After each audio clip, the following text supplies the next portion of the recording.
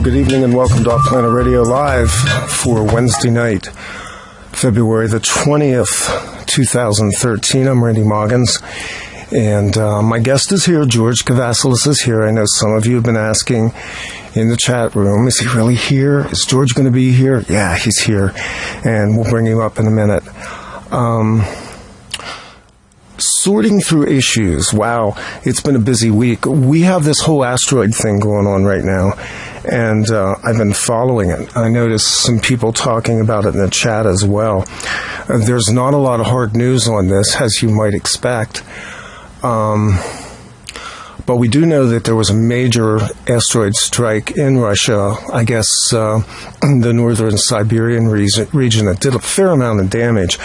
And I did note in my blog today that Dr. Courtney Brown has issued a statement saying that this lined up with some of the events that the Farsight Institute remote viewers saw as being part of what would have triggered the major Earth changes, but that we have apparently dodged the bullet due to timelines. And a lot of people were upset about that. A lot of people, I don't know, did you really want a comet strike or an asteroid strike or something? Well, here's the deal. Everything's very fluid. We live in a very fluid reality.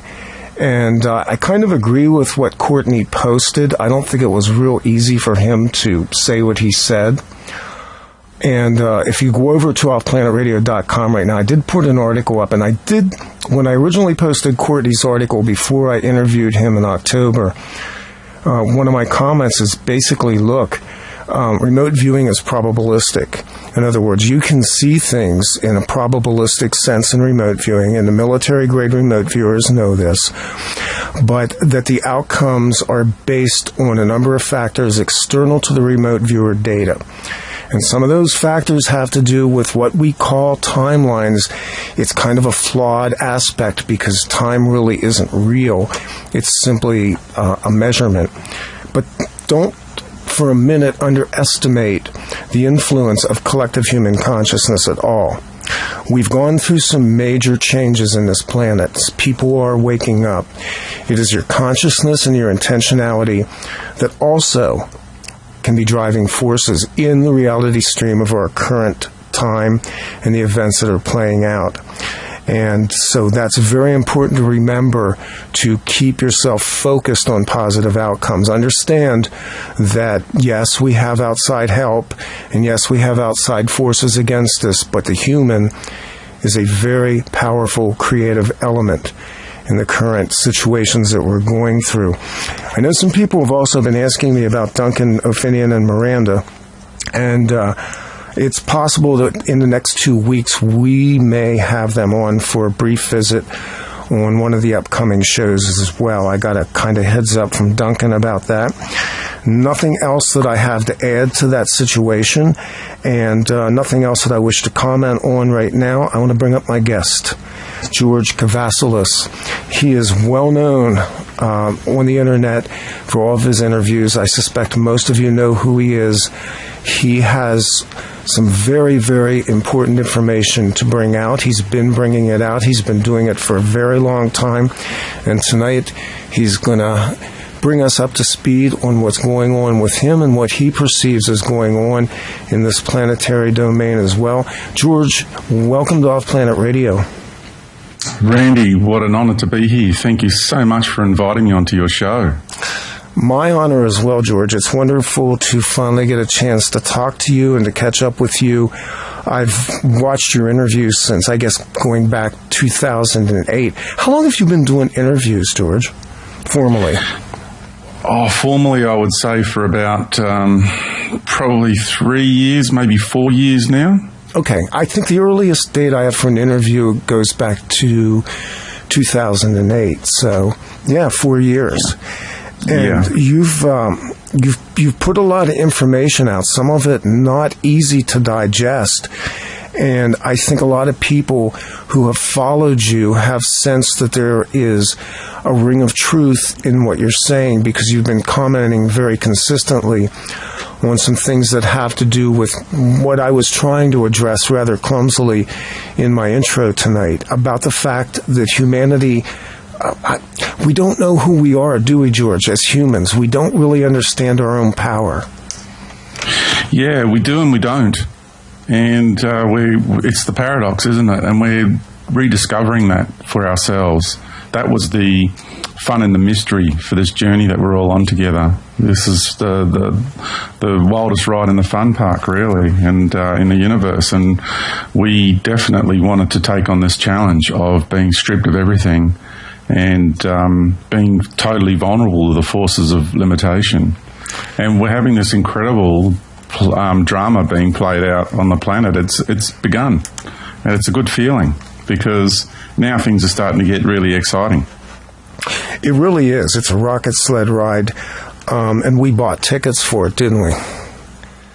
Yeah. See, the first signs are there. The first little dominoes are there. It's like the lead-up dominoes to the big one. We're still waiting for that big one to fall in the public arena, and I can sympathise with Courtney Brown because I was attached to a particular timeline, and so I am the first one to put up my hand and say I totally understand and know what that feels like. And we are in a fluid situation, and on I would say the level of our beings are attaching to these probable timelines. Of course, there's an aspect to us that can connect to a much greater understanding than that, but that's really, at this time, limited because we need to experience the fun and the mystery. That's what I've come to understand about it. So it's kind of exciting because the ride will have ebbs and flows, and it'll take you to places you didn't think, or things will happen that you didn't see coming. But the general gist of, the general feeling and the general idea of where we're headed is now starting to reveal itself even more.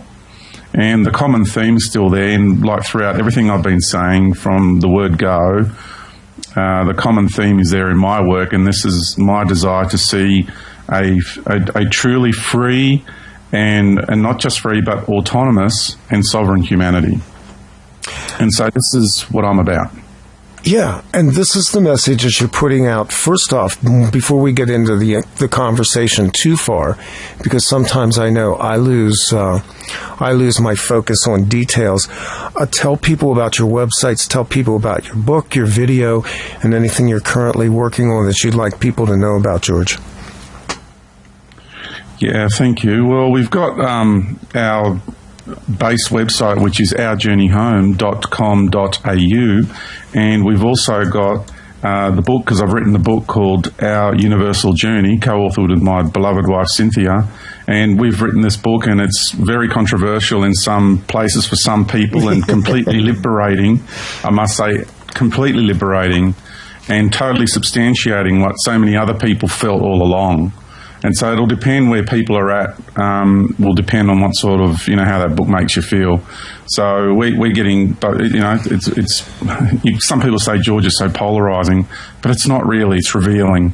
And that's what the apocalypse means, apocalypse here, it's from the good spirit. Yes. And that word has been twisted and tainted.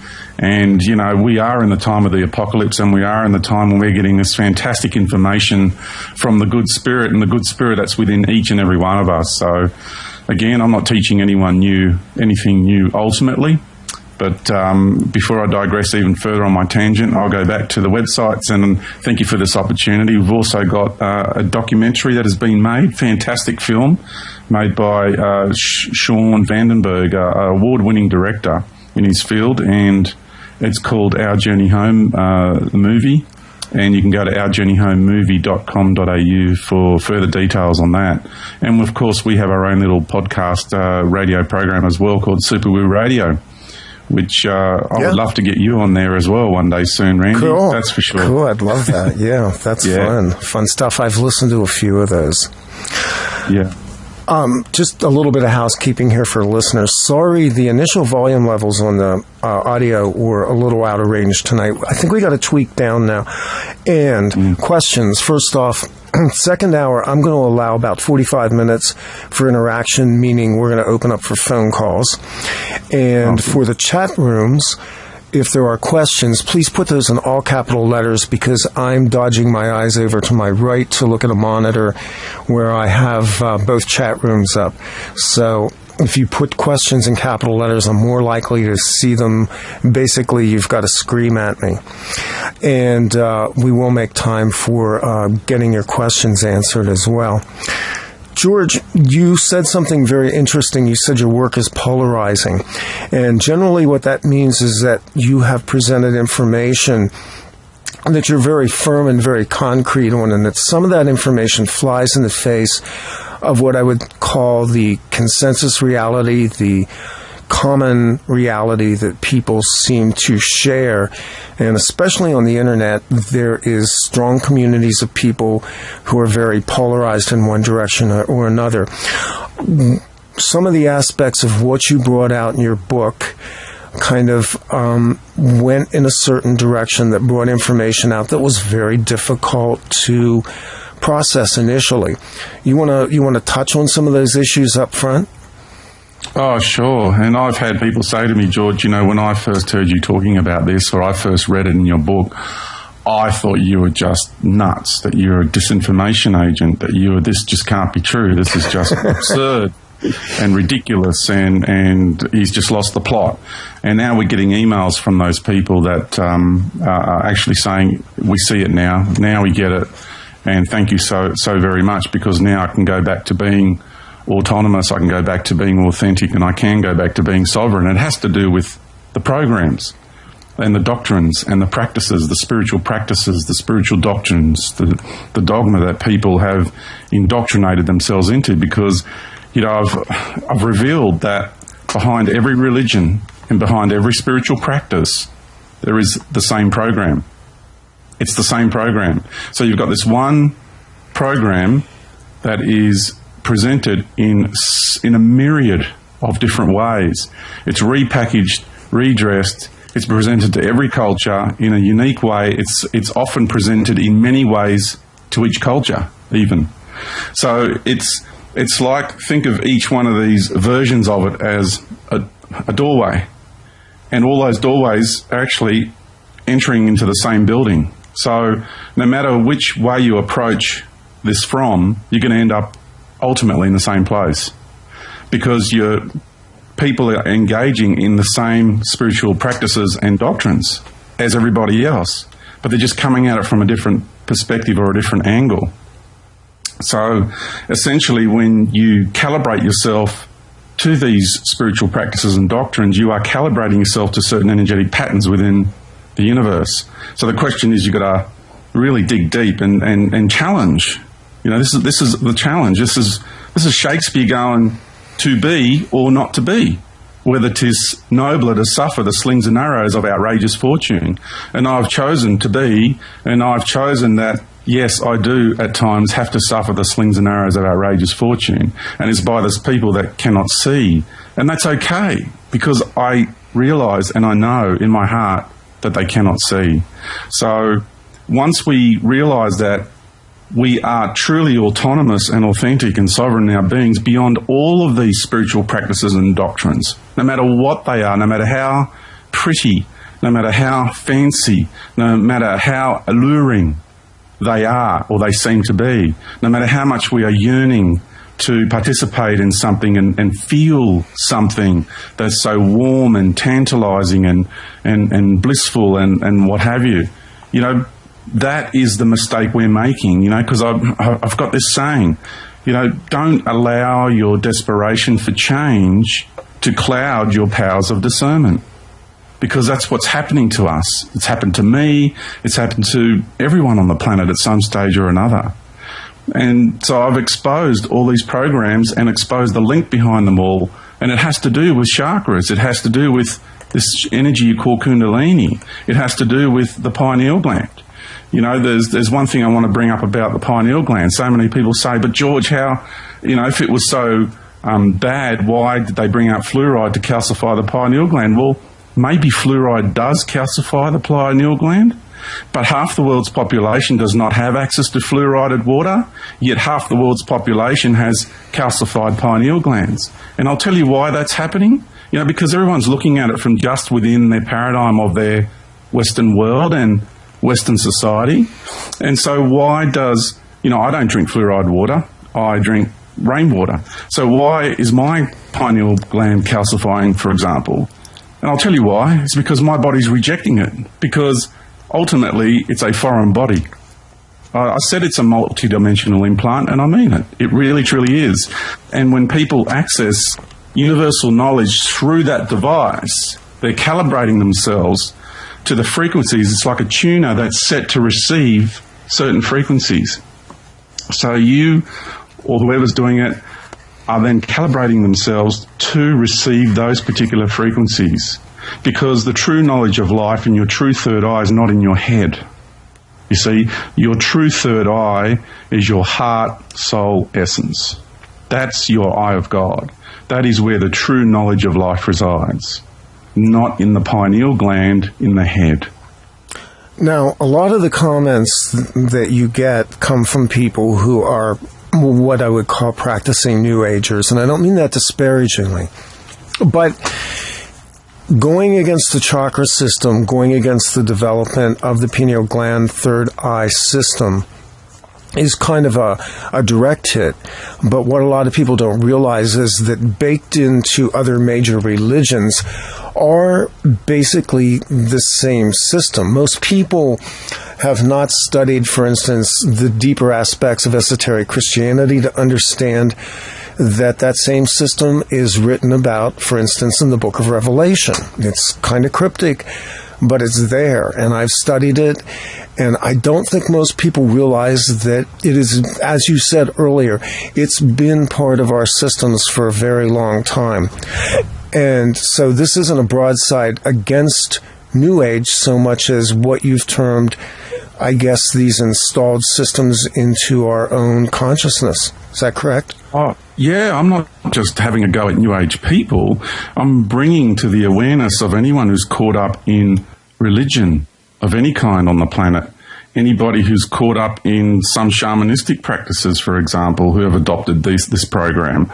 Others who are participating in New Age practices, who are engaged in these programs too. So what I'm actually doing here is going right down the middle of it all and bringing about a balanced perspective, because if people have even thrown at me, how come this professor who's studied ancient Egyptology says that, the veneration of the pineal gland is the seat of the soul and is, the access to God and what have you. Yeah, okay, I understand that all these people are saying all these, and they're really well-educated people and amazing people, all these researchers of Egyptology and what have you, and the understanding of the spiritual practices. But let me make this statement, that all of it is simply commentary within the parameters of the spiritual practices of the ruling elite of ancient Egypt. That's what it is. Now, if people want to continue to engage in these practices, then what they're doing is they're engaging in the practices of the ruling elite from the ancient past. Now, I don't want to be engaging in the practices of the ruling elite, because we know where that leads to, ultimately. Yeah. Even though it seems alluring at the beginning. And when I say a ruling elite, I don't just mean on the planet here today. Think of all the ruling elite establishments out there in the cosmic arena as well. Right. See, this is what we're dealing with. You get a group of extraterrestrials and interdimensional beings that came to the planet thousands of years ago. They came here and they shared their cultural philosophies, their spiritual doctrines and practices with the people. They made it very, very inaccessible to only the elect few. They created secret societies. They made it precious. They made it special. And they made everybody strive for it or work really hard to attain it, you see. This is how they work. And then they do it for thousands of years. And now, all of a sudden, towards the end of the cycle, gee, what a coincidence. All of a sudden, everyone's got access to it and everyone's participating in it. Has anyone ever stopped to think about that? One of the problems has been, there have been warnings put out for years about different practices, but they always come from polarity. Many Christian writers, for instance, were about the practices of Kundalini and the chakra system and even meditation, but they come at it from their own polarity, which is basically our side is more holy, our side is the gateway to God. And so you have this war, and it's all the same game. It's all been rigged from the beginning. It was just designed to keep us in our cultural prisons and to follow religions that were conformed to our specific cultures. I guess where I'm going with that question, George, is we're now talking about going back into ancient history, as far back as recorded history really allows us to go officially. But where did this begin? This sounds to me like it began in a distant echo of time. Yeah, the rumblings of it began around 300,000 years ago, and it's been, because we in so many cycles, and back then we were functioning from a lot more DNA and what have you, but we've been on this road to compression, so, it's hard to explain this whole... Explain that term, compression, because this plays into your book in a number of different aspects, and I think it's important people understand what you mean when you use the term compression. Yeah, I will do my best to explain it in the time that we have. I'll give you more. We are in what's called the road to compression. That's the label I've used, because we started from a really, I would say, quite a high level of beingness, and we've chosen to compress ourselves and to go into this path, or this road to integration. Now, to integrate that which has fragmented, now we need to go through a process of reintegrating, which means compressing, bringing back in towards center, back in towards 0 point.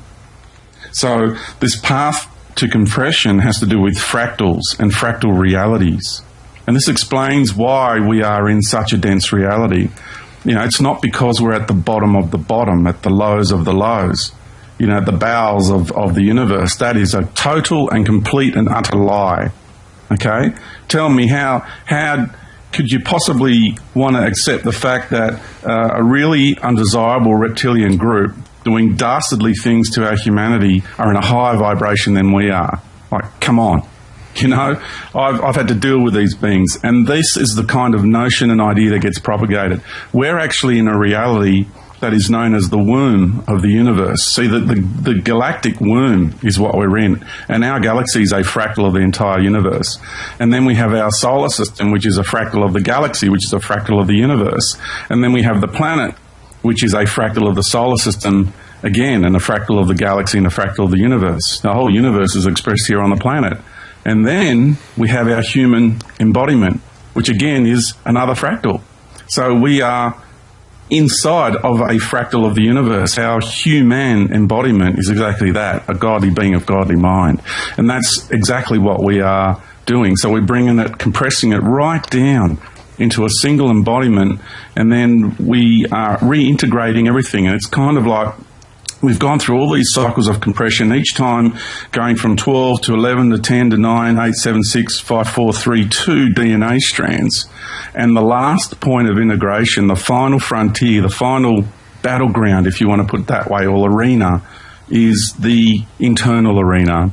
And then when we blend the two DNA into one, when we integrate these two polarized states of being, when we go from, your two circles intersecting and creating that vesica Pisces in the middle, which is the womb of the mother, and we enter into that state of balance, that's when the two DNA come together. They don't just create one, they metamorphosize into a being of light, metamorphosize into light. See, this is the process that we're inside of. And those other entities out there that are so incredibly jealous of who and what we are doing everything possible and everything in their power to try and lure you away from that remembrance, from that knowledge and that understanding of the incredible power that you all have within yourselves. Well, that was actually pretty concise, George. In other words, what you're saying is that because of the fractal aspect, in a sense, this planet and the people on this planet are the epicenter for what we would call the Great War of the universe, right? Exactly. What happens here cascades out into the universe and out, I imagine, into the multiverses. Oh, the ripple effect is unfoundable at the moment. It's like unfathomable, at the moment. We can't comprehend mentally, in our conscious mind, the magnitude of the ripple effect that we are having by being here, just being here, and being who we are. The challenge is to be authentic in a world of, dare I say, illusionary programs or synthetic programs, and programs that are designed to deceive. That is the great challenge. And we are the way showers. See, we were the ones that had the courage to come here and fulfill this role. Those other beings out there don't have that courage. That's why they're so jealous of who and what we are. Some of them feel a sense of abandonment because we're moving forward and leaving them behind.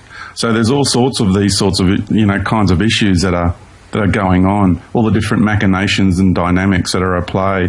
Some other beings see it as, because we have a bit of karmic history with them on a cosmic level, we are so vulnerable to them now that they see it as a opportunity of vengeance as well. So there's all kinds of machinations and dynamics to the, I would say, relationship we are having with all sorts of interdimensional entities and God entities, and especially the God of religion who solicits worship. I mean, that being is really, really clever. This was the epiphany that I had a few years ago. And I shared this with you when we talked privately, that I came out of a real deep tradition in Christianity. And a few years ago, I started to break away from that over time. And at one point, I looked at the God or gods that were represented inside of those scriptures and went, wait a minute, this guy's killing people? He's making people bow down and worship. He wants sacrifice. I mean, the religious structure was built around the idea that somehow we were inferior, that we were less than, that we didn't possess the right to even be on this planet, that we had to serve this God or gods. And for me, that was my dark night of the soul. I melted down over that concept. Moving forward out of that, then, you look around and you go, well, where do I go with this? And the interesting thing is, and it goes back to what we were talking about earlier, you get slipstreamed into another spiritual system that looks different but is remarkably the same in some way, because it still demands practices, it still demands an attribution to something outside of ourselves, and it demands that we look to an outside force ultimately for our deliverance. Is that the journey that you took? How did you get to the place where you understood who you were in relationship to all of these other elements, all of these other entities that were around you? Did that come out of some of your early abduction experiences, or how did you finally get to the place where you assimilated all that?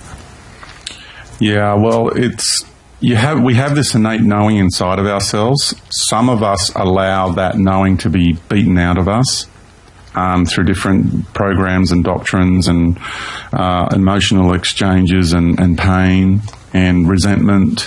Even we fall victim to this resentment to our own existence here. That's a very clever reverse psychological program.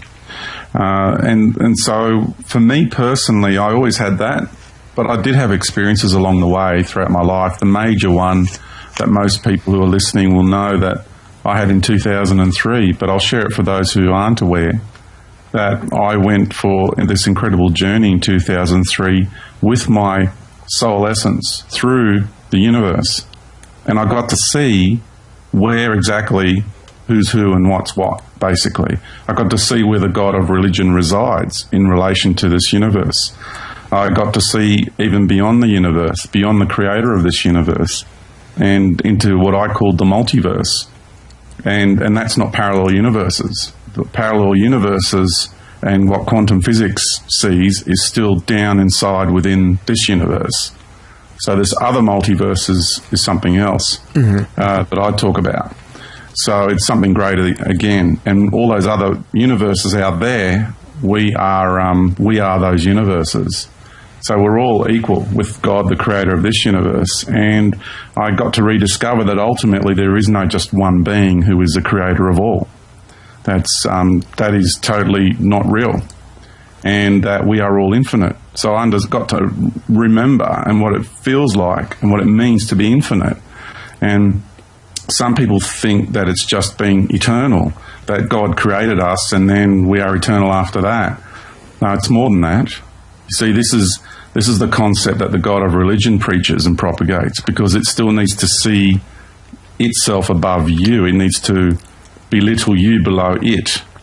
Whereas in truth, we are all completely infinite. It means we have never been created. It means we have always existed and we always will exist. My spirit, my true eternal essence is what I call it, is totally autonomous and totally infinite, yet I am completely one with all. So it's the mind will struggle with that because it'll see it as a bit of a paradox, but it's not. But it's important to know that we are all the all together, and it is not just one entity, because there is no one anything. There is no totality here. That's the concept. And once you know that, once you remember your true, sovereign, autonomous, spiritual state, your authenticity, then when you really do know that, then you can see through all the programs of deception going on here. Because that's the clincher right there. Either you are subservient or you are infinite. Now, coming into this universe and respecting God, the creator of this universe, that's the being I call God, who's the creator of this universe. Now, respecting that being and working with that being and realizing that we are in a co-creative process with that being, because it's facilitating an incredible experience and journey for us, that's a completely different approach. That's the relationship that I have with God. See? Mm-hmm. But I'm not subservient to that God. I just respect that I'm an aspect of me is inside of its own embodiment and expression as a universe.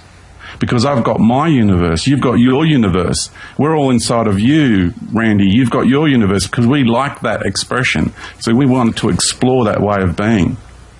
And we're all inside of you, and you are God, the creator of that universe. But we're on the level. Everyone knows that. It's just this universe, its construct, is uniquely different. And it creates an internal division within a being and creates challenges. You see, because we're in a universe of contrasting expressions. So it's a completely different state, different approach. But once we get to that, the deal clincher, which is basically the paradigm breaker, is another way of putting it, that either you're subservient or you're infinite. It's really that simple.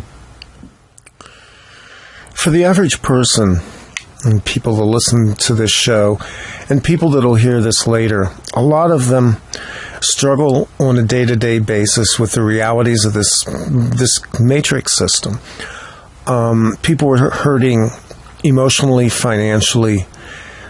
You pick any level of human beingness right now, and there are people in pain. I know that you went through enormous, difficult times as a result of your childhood and the abductions that you went through, the mind control that you were subjected to. And as a result of that, it looks like you got healing. George, how do you come to trust the perception of a reality that embraces what you just discussed? Because this is a huge concept for most people. Our attention is drawn down into this tiny little dot, and all of a sudden we have to expand outward and embrace something that is quite literally larger than I think our consciousness can contain. Yeah, you can contain it. It is possible. You see, our mind is contained currently. Mine not so much anymore. But mine was, and I know the people listening, a lot of the people listening there, we've got to realise that our minds are what is contained inside these mental constructs or inside these programs. and dogmas and constructs and perspectives. I mean, we go into a so-called education system which only seeks to program people, for example. That's a given, right? Anyone can see that. Anyone who's got, you know, a broad sense of perspective of life, you can see that. And it's the same with religious and spiritual constructs. We have been programmed or educated by the priestly caste to see life in a particular way. See, most people, because you've gone into it and that's all you know, you're seeing life through the filters, through the lenses of the programs you've been exposed to. Now, what I say to people is, let's go beyond the mind. You leave the mind behind. Just let it do its thing for a bit, and you go into your heart. And I know it's a bit challenging at first to do this, because it's like someone who's been a prisoner their whole life, and all of a sudden they're set free. And I use this analogy in the book. And all of a sudden they're free, and they're free from the prison systems and conditioning and the bell ringing and the meal times, and it's just this like orderly structure. And all of a sudden people are free, and a prisoner has no idea how to live life because they've forgotten how to be free. So what happens is when we make this transition from functioning in these mental constructs and from these programs and doctrines which then entrain the mind to try and entrain the heart, because that's what you're doing things in reverse, then that's the trap. What I'm sharing for people to do is let go of the mind and go straight into the heart, and then get your heart to re-entrain the mind. We need to bring the mind back into alignment with the heart and stop our mind getting external influences through the mind matrix and through all these programs. And then what's left when you strip away all these programs is a really awful feeling in the beginning. I'll tell you why. Because we've had our identity this whole time through these programs. And not just on the earthly planetary level, but for all the people that have indoctrinated themselves and invested so much of themselves into these spiritual concepts and spiritual programs, what they don't realise is they're engaging in the cosmic matrix. Not many people talk about, you hear a lot of people talking about the earthly matrix and our earthly egos, right. But how many people are talking about the cosmic matrix and our cosmic egos? You see, extraterrestrials have egos. Fact.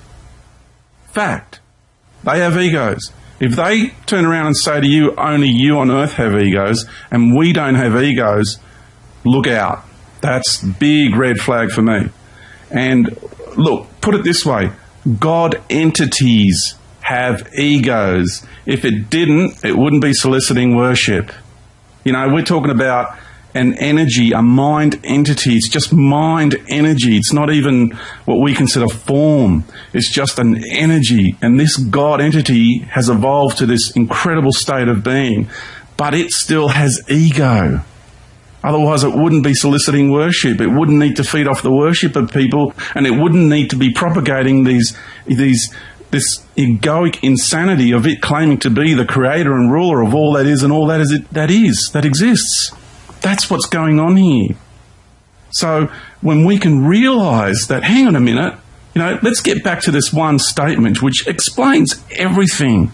And when you contemplate it and apply it into greater detail, it just opens everything right up. And you will see how I see things. Not because you have to, not because you must. I don't order people to see what I see. It's a natural progression. And I will make this statement. It's been said by a great man.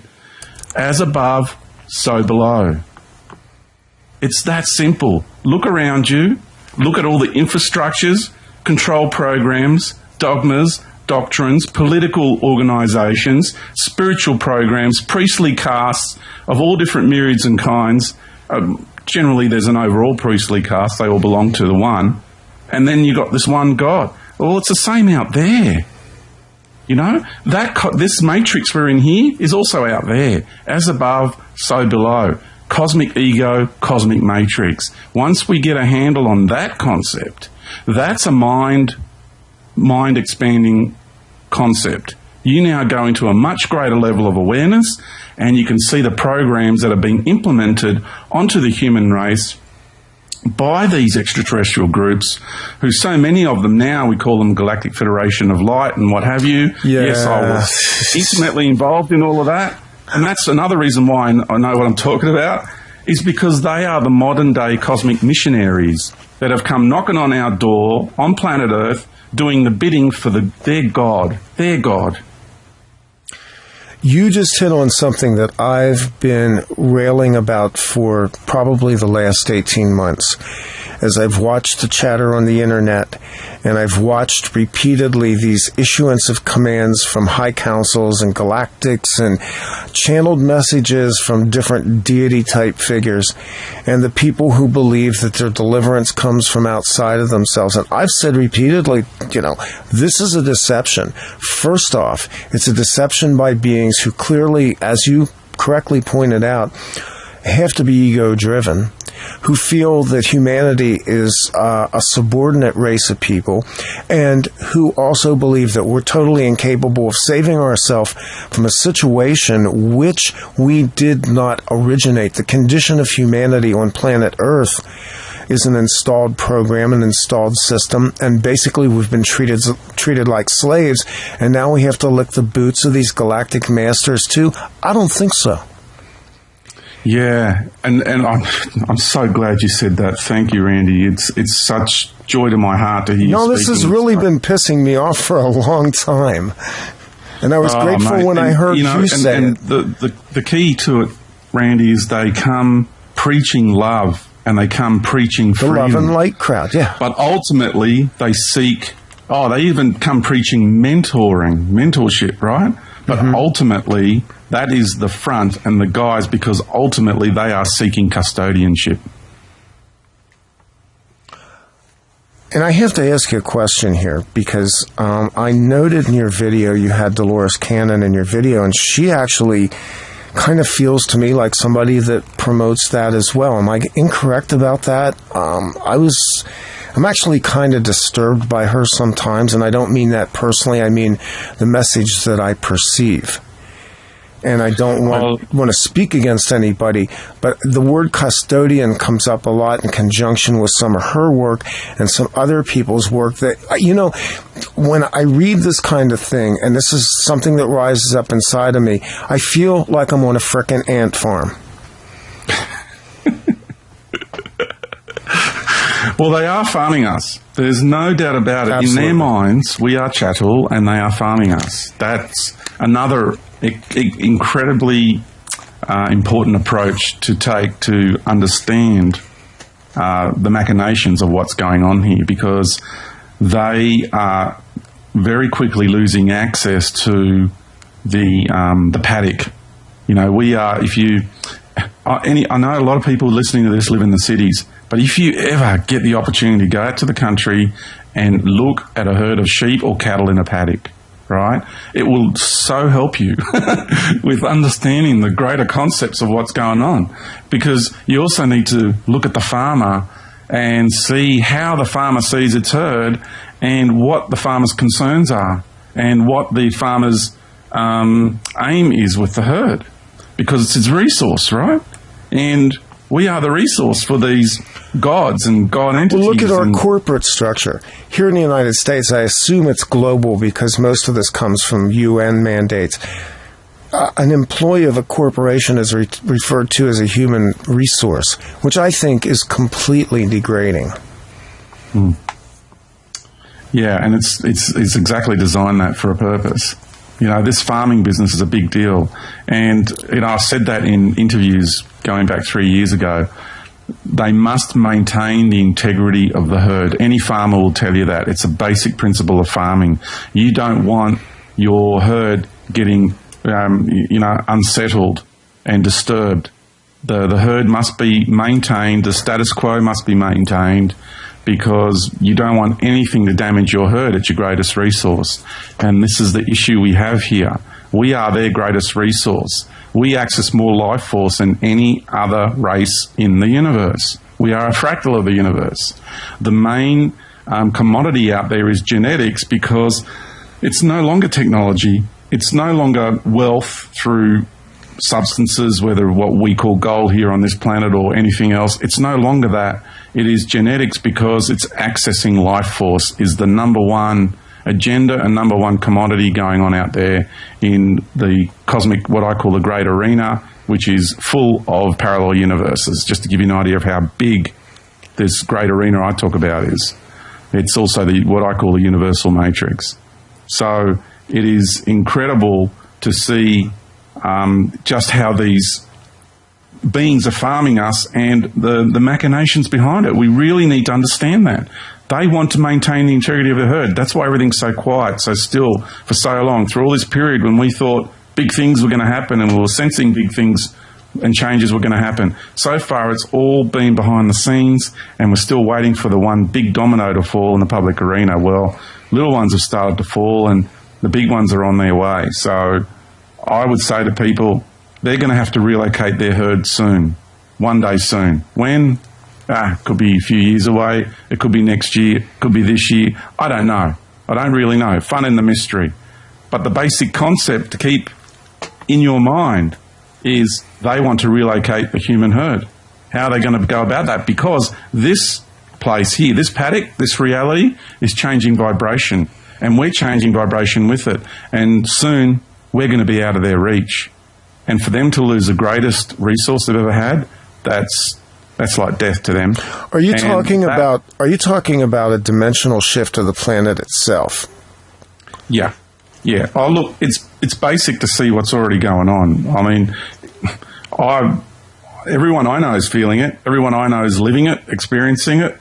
There's people who, they're turning up the juice in the matrix, because please understand that a pressure cooker situation is being created as well, because as the vibrations are changing and raising in frequency, they turn up the juice in the matrix to intensify, to make the walls of the matrix seem even firmer and harder.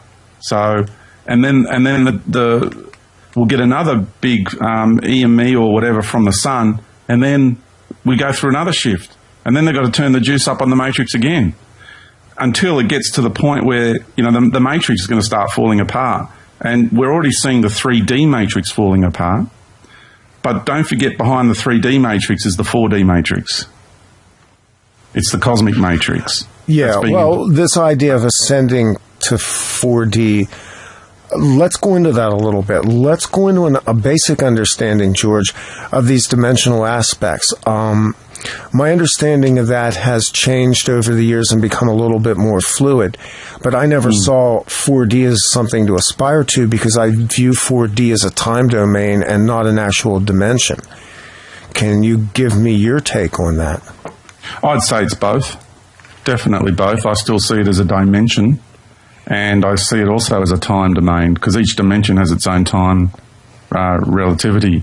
Like, I'll give you an example. This will sound like I'm going off on a big tangent, but it's quite relative. I had an exchange with a wasp, and this wasp said to me that, I said to it, because it was in the process of passing over, and I said to it, that you're having quite a short period of life relative to ours. I said, how's life, And it said, oh, no, it's not like that. What you don't understand is I'm in my own sphere of time. So to me, I've had a very long and fulfilling life, even though it seems and appears to you as though it's a very short period of time. So this is the point I want to make to you, is that it is time spheres and time cycles that are also connected to these different dimensional planes. So for me, what I label, it's just a label for people to get an understanding of a reality. It's the label that we're using to describe races and beings that live and occupy and express themselves in a particular way, because we've come from there, we've been there, and I don't want to go back there. I'm going into something completely new and different now. So this energy of what I call the fourth dimension, what I've labelled the fourth dimension, UFOs, spacecraft, incredible technologies and what have you, and the sense of freedom relative to what we have now, is the fourth 4D matrix. And we are going to be exposed to that. We already are behind the scenes. The military has for decades now with extraterrestrial races and their technologies, and we've got the breakaway civilization happening as a result of that. And now they're in the process of wanting to come here and seduce humanity with all these incredible technologies of awe and wonder, and people just go, "Whoa, how cool is that?" You know, that's pretty cool. You know, like I want one of them, sort of thing. Well, this worship of technology, and this, you know, this touches on something that popped up in my head as we were talking earlier. Technology, depending on how you define that, could be anything. I think the DNA, as you pointed out, is the ultimate technology, if we can term it as that. What is the end game for the negative forces out there in terms of moving us towards a technological paradigm, the trajectory of which we're on now? Because we have seen this just explosion of technology since 1947, 1949, when we moved into this post-war period. Our lives, the lives of people my age, your age, most of the people that are listening to this show, have been impacted dramatically by rapid deployment of technology. And I won't say invention, I'll say deployment, because it already existed. Is the technology itself an end game to move us into another position? Oh, exactly it is. And look, again, I really explain this in detail in the book, because the technology that we've been given, now this is where anyone who's into the world of science, you really got to listen hard. Any scientist out there, listen to what I'm telling you. Okay, because this is crucial to breaking even your paradigm wide open, just so you can see how controlled we are. Now, we have been given a particular type of technology,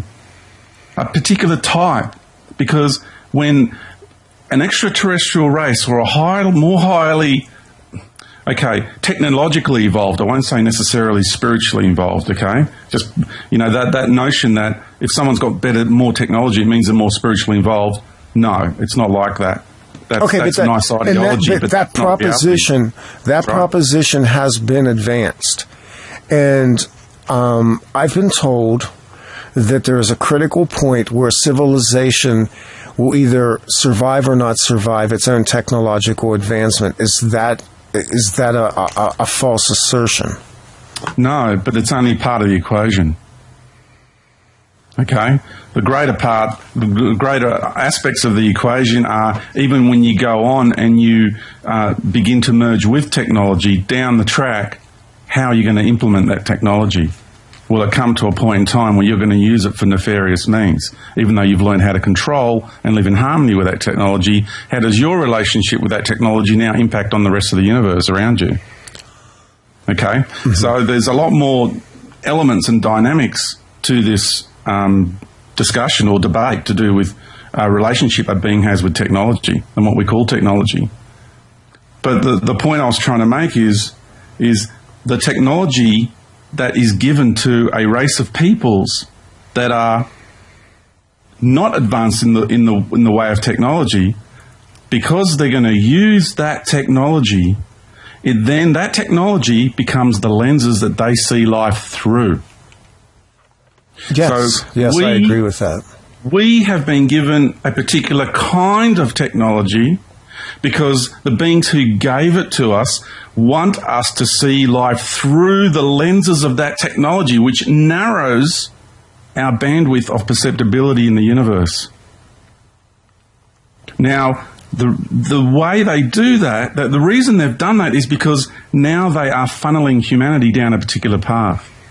And that's why we're not being allowed to expand with other technologies. That's why our computers still use electricity and don't use light. You see, if we used light way back when, over 100 years ago, to transfer data, our awareness would have expanded too fast, too exponential, and they didn't want that. So we have been trapped within this paradigm of this type of technology to see the world through these eyes, these lenses. And now they're coming here and they're introducing the next levels of technology which they want us to see, and they want us to see the universe through. So don't forget, you will only see what that technology allows you to see. This isn't viewing the universe through your consciousness and viewing a particular item through all the different perspectives and angles of life that item is interacting with on a universal scale, you will only see a tiny slither, narrow bandwidth of that item, whatever it is you're looking at, through the lenses of that technology that you are using to see it through. And your perception of what that is will be so narrow compared to what it could be if you viewed it through your eye of your heart, soul consciousness. What is the view of the positive beings that you have been in contact with about their own technology? In other words, how do they view that? How do they deploy it? What is their relationship to it? There are beings that are aware of what I just said. It's a part of an understanding that the technology they have limits them to what they can do with it, and it depends too consciously how much they want to give their power over to that technology, because all of a sudden the technology has more power than you have in certain areas of life. We give our power over to it, and that's another big trap that many beings who choose the path of technology fall into. We all have had this experience at some stage in our journey. I know I have, with incarnations as extraterrestrials in different races and different realities and domains, and I've been a Borg at one stage. I've done all that. I've been through this universe. I've experienced it all. So that's just as you have. That's why you're here on this planet, the end of the road to compression. We're completing our universal journey. So we've done all that stuff before. That's why I say to people, I'm not teaching you anything new. I'm just providing triggers to help you to remember all of this stuff. That's all I'm doing. So we know inherently in our heart what all the traps are. Well, all these races that have befallen. And when you want to look at time loops, here's a big key to it. How about all the extraterrestrial races and all the people that were abducted, and including myself, and all the extraterrestrials that came to us that said, we're from your future, and we've looped back into this timeline because this is where the disaster took place. This is where the disaster happened. I don't think we're looking into that scenario enough, because when you do look into that scenario of all these extraterrestrial races coming back and contacting military behind the scenes and saying this to people, all these time loops that came back to this point in time, is because they took that trajectory of technology and now they regret it. And they're looping back to this point in time because a lot of them now have the opportunity to reincarnate and make another choice. Because this moment in time will always be here, even though in a linear fashion we think that December 21, 2012 doesn't exist anymore. It's always going to be there when you go back there in time. So all these, this is like a portal.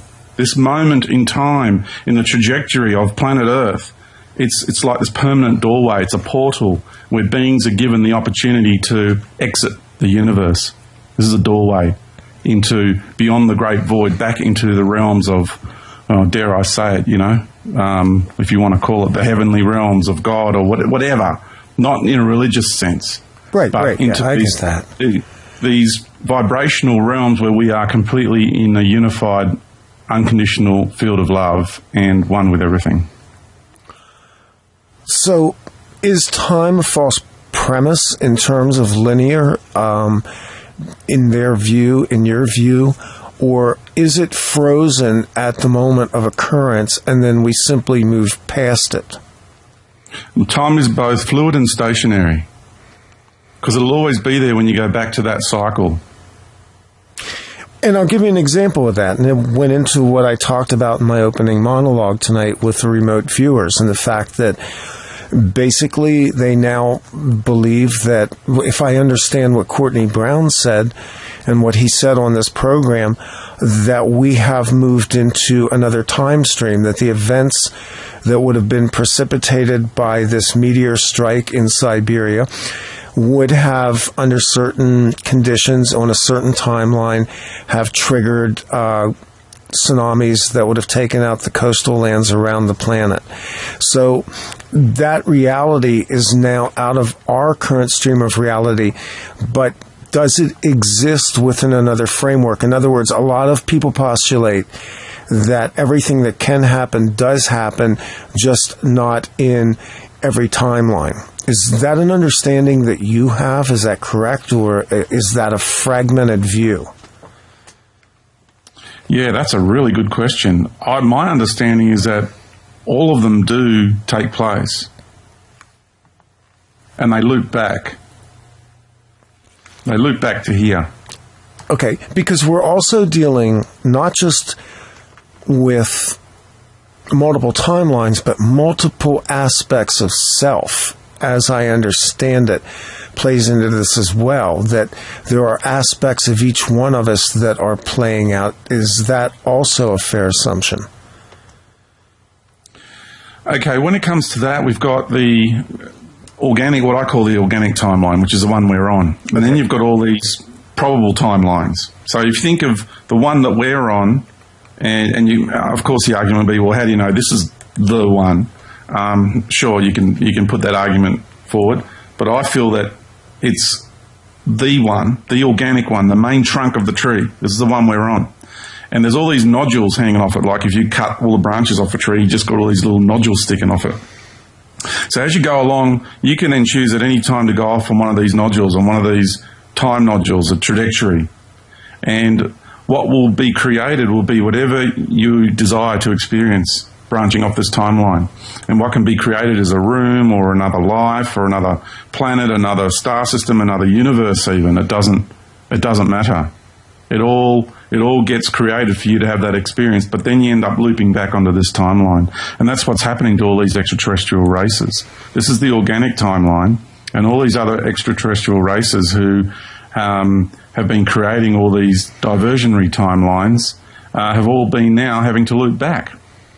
So with these technologies and these extraterrestrial races that are coming here to Earth at this point in time, they're already here and they're implementing their programs behind the scenes, and they're implementing to some degree their programs in the public arena through channelers and spiritual doctrines and other things going on, that they want to lure people into particular timelines.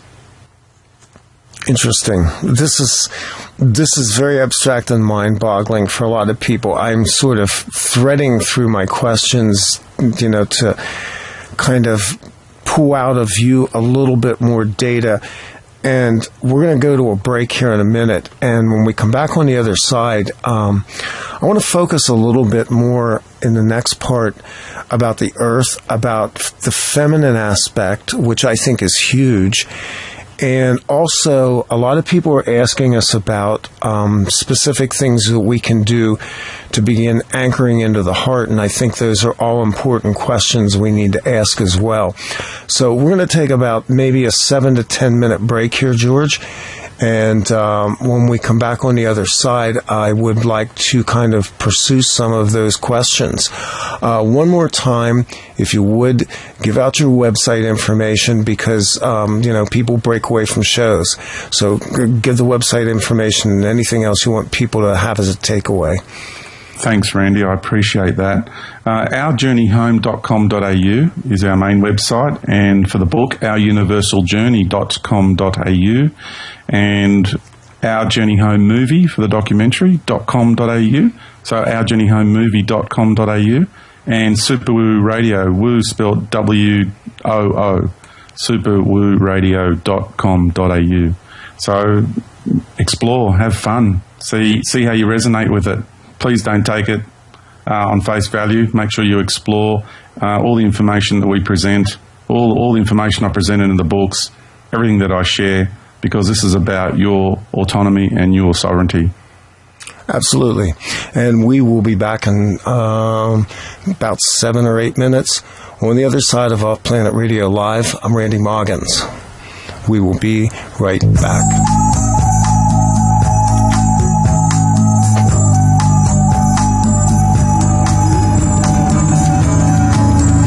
This is OffPlanet Radio.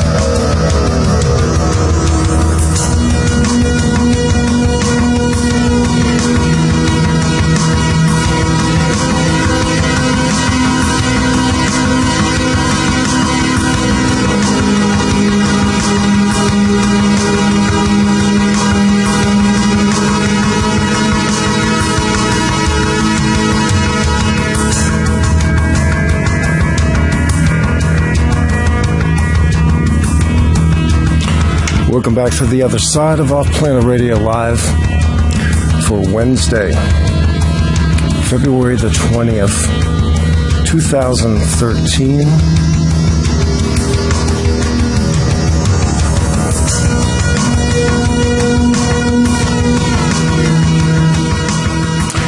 And it's been a rocket sled ride so far for me. Challenging concepts, and I know there's controversy, there's questions, and we're going to try and facilitate your questions as well. But I want to give George as much time as possible to address the concrete issues of what he's bringing out, and to that end, we'll bring our guest back in. George, welcome back for the second half. I hope he's there. Or did I press a wrong button? Yeah, I did. There we go. There we go. George, welcome back. Thanks, mate. Loving it. Really enjoying my time with you. I forgot to unmute you.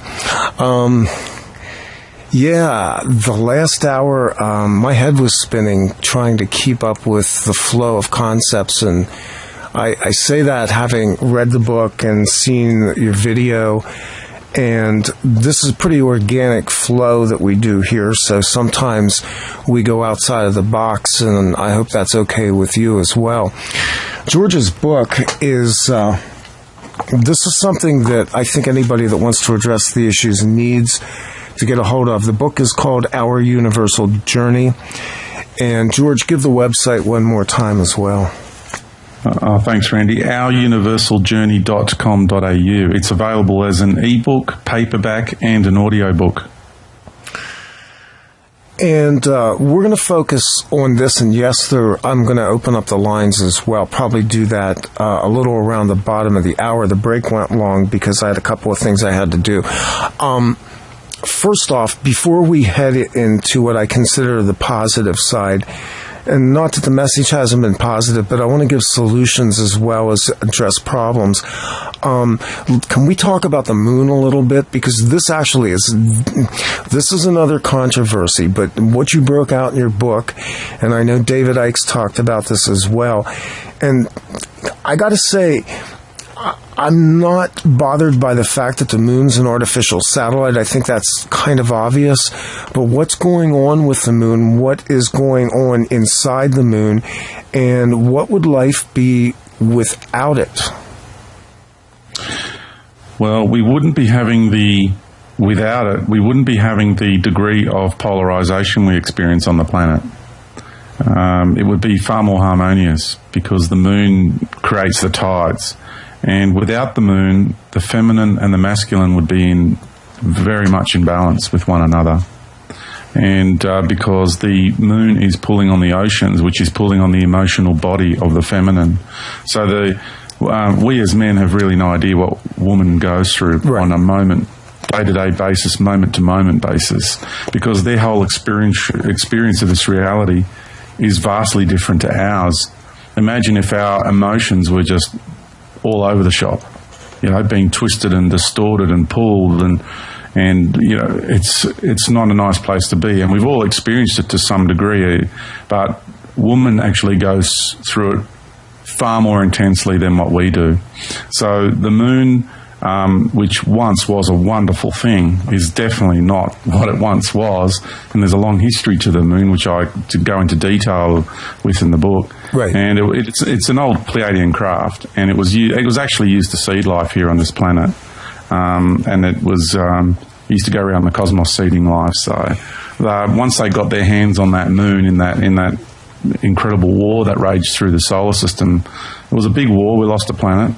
I was involved in that. I remember standing on Marduk and as a planet, not as in whatever god entity some people are using that label for to worship. Between Mars and Jupiter, it's sad. It was a very sad moment, and the environment, the ecosystem on Mars was destroyed when that planet blew, and that's what happened. And they got their hands on the moon. Now, that was there's a lot of people that have gotten in contact with us and said, we remember, and they've just so broken down in tears because they actually remember that moment, because it was a moment of horror, thinking that these undesirable extraterrestrial races will now get their hands on the one mechanical device that has more energetic connection with the Earth than anything else, because it seeded a lot of life here. I'm not saying it was just the Pleiadian race that seeded life here, but that craft was used by many races in conjunction with the Pleiadians to come and seed life here, because we are a mishmash. I mean, we have, you know, when I'm talking to the Aboriginal elder there in the documentary, in Our Journey Home, the movie, you know, to understand the origins of humanity, to understand that every single person who is listening to this program, every single human who is incarnate on this earth, has Australian Aboriginal DNA in them, genetics in them. They are the root race of the earth. And that all other races have come here and blended their genetics because they needed to anchor their genetics with the hominoid genetics of the earth. And, you know, and that's a really big deal. That just blows everything wide open, and it explains why their chromosomes are different to every other race on the planet. I don't think we can conceive of life without the, let's just say, the titles. First off, it's got to piss a lot of surfers off. And then we're drawn to the saline body that rolls around. I mean, there's a lot of people that's actually an experience to be sought after, so we have no concept of what the planet would be like without the tidal waves. But to kind of go with the thing about the cycles, I mean, the female cycles, the cycles of reproduction. Well, hang on. The menstrual cycles existed prior to the moon being here. Okay. But they are in synchronicity with a 28-day rotation of the sun. And menstruation was a euphoric experience because it's about the celebration and the prospect of creation of life. So, you know, I just want to make that point clear. Okay. And what they did was they put the moon in that cycle to synchronize with the feminine menstruation cycle because they wanted to control it. Interesting. Because you do know in the Old Testament that the moon was used to synchronize also the calendrical system of worship. And this goes back to some of my epiphanies about the Yahweh God in the Old Testament and how this moon was connected to the concept of sin and the idea that there would be this calendrical cycle that was all these holy holidays. And I mean, it's not just in Hebrewism and Christianity, it's also in Islam as well. So on one level, you know, there is this malevolent image. You point out in your book, and there's this old phrase, the moon is a harsh mistress.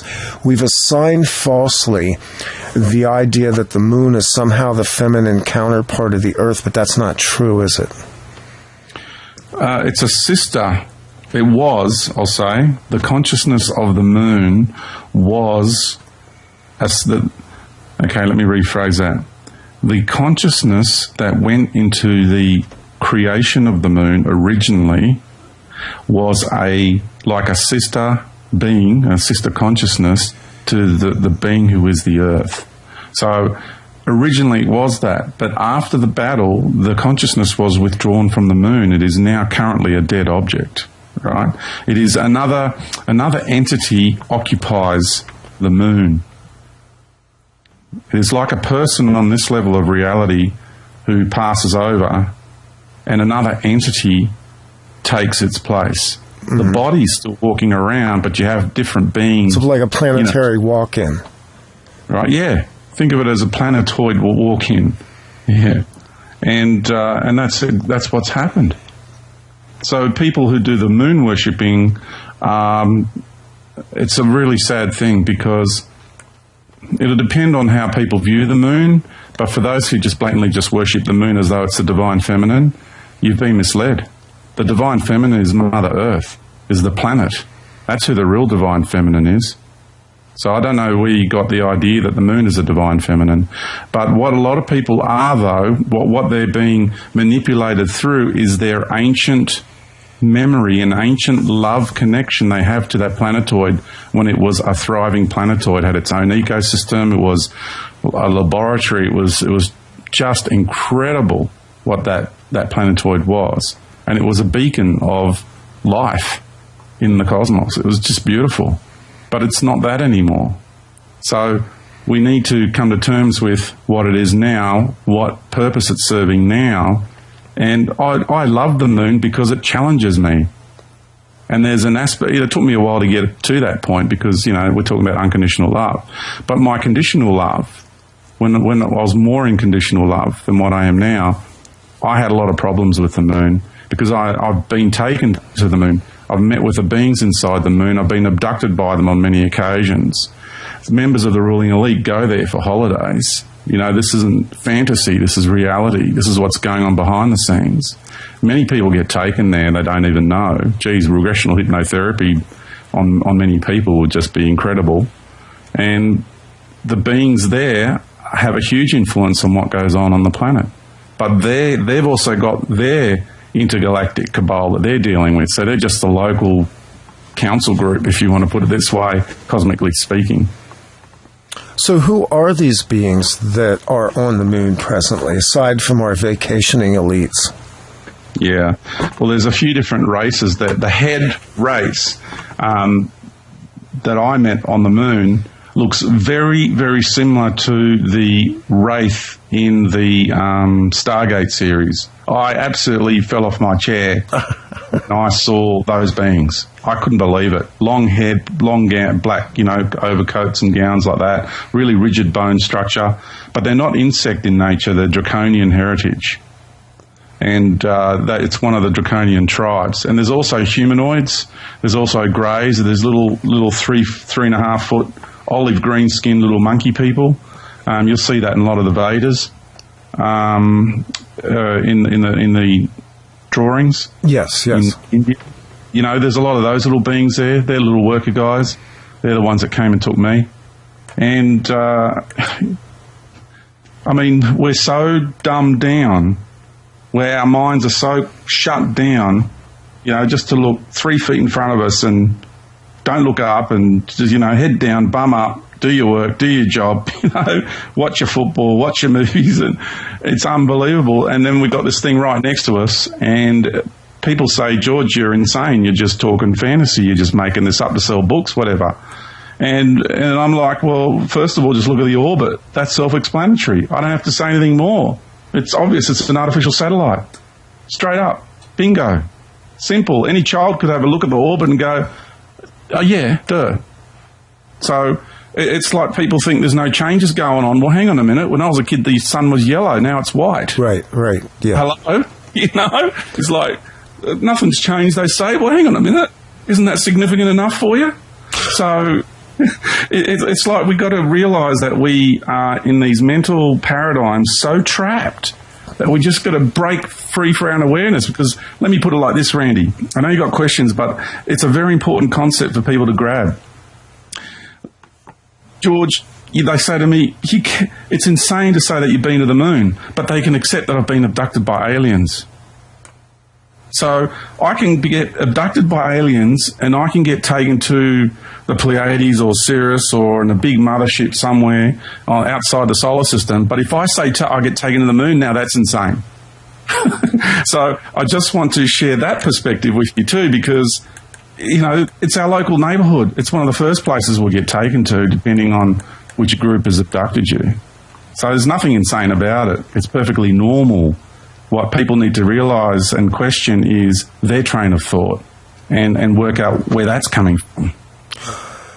Well, even the general acceptance of the idea of contact with extraterrestrial beings is still not a mainstream concept. My theory is that many more people have been contacted positively and negatively than have ever come out, because most people are wiped. They have the vestigial memories as fear implants, but are not consciously aware. And quite truthfully, on this show, that's kind of a given. But what you advance in terms of having been there and the specificity of detail, we have to accept that as your testimony. I mean, I'm assuming you didn't take a camera along, right? Yeah. I've been asked that in emails. If what you're saying is true, how come you haven't taken any photos? No, yeah. I understand and appreciate that, because we don't have that kind of hard evidence. And I've interviewed many people that have had contact experiences over the years. And quite frankly, I take it not on faith, I take it on intuition, because I understand and because my empathic abilities have locked into the consciousness, and I understand that comes from a place of genuine experience. Yeah, well, let me use an analogy for you. You've got a group of monkeys in the jungle, and some humans are sneaking around the jungle because they want to take one of them to do an experiment. So what they do is, when one of the monkeys is sort of like, either sleeping or whatever, they'll shoot a dart into it, tranquilize it, they'll sneak up, they'll grab the monkey, they'll take it away, they'll do what they want, they'll probe it, they'll implant it, they'll do genetic experiments on it, they'll take sperm samples, they'll do whatever, and then they sneak back and they put it back, and the monkey's sort of like half dazed, knows it's been abducted, goes up to the other monkey and goes, "You wouldn't believe what happened to me last night, I got abducted." And the other monkeys are going, "Oh, yeah, right," Yeah. So it's kind of like the same sort of scenario, if I can use that analogy. Excellent. I have a question that came up in the chat room, and it's on point. And I know two listeners, some of these questions have rolled down on my chat window, and I can't sometimes get it back. But they're asking you, George, if you have any information that the moon is to be removed from the planet, as has been described by a few intuitives in the past month or so. Oh, yeah, I said that years ago. Not that I want to be the big head.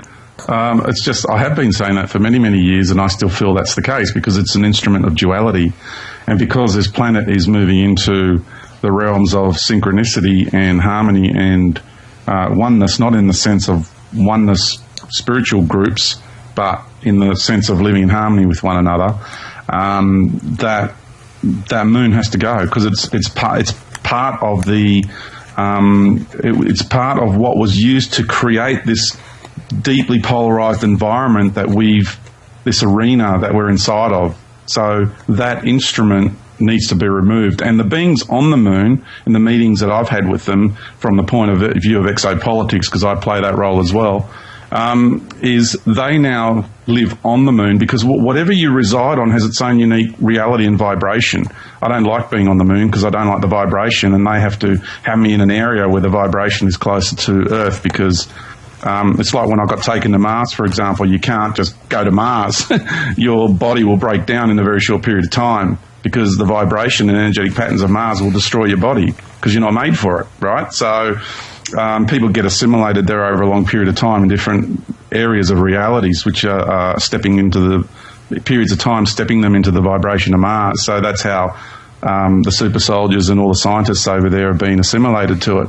So with the moon, it's got its own unique vibration reality. Now, the beings that live on the moon, that's their home. They've got nowhere else to go. So the moon will be removed. Now, where it's going to be taken to, I don't know exactly. My understanding is it could go back around Mars, because that's where it came from before it was brought to Earth. It went around Mars for some time.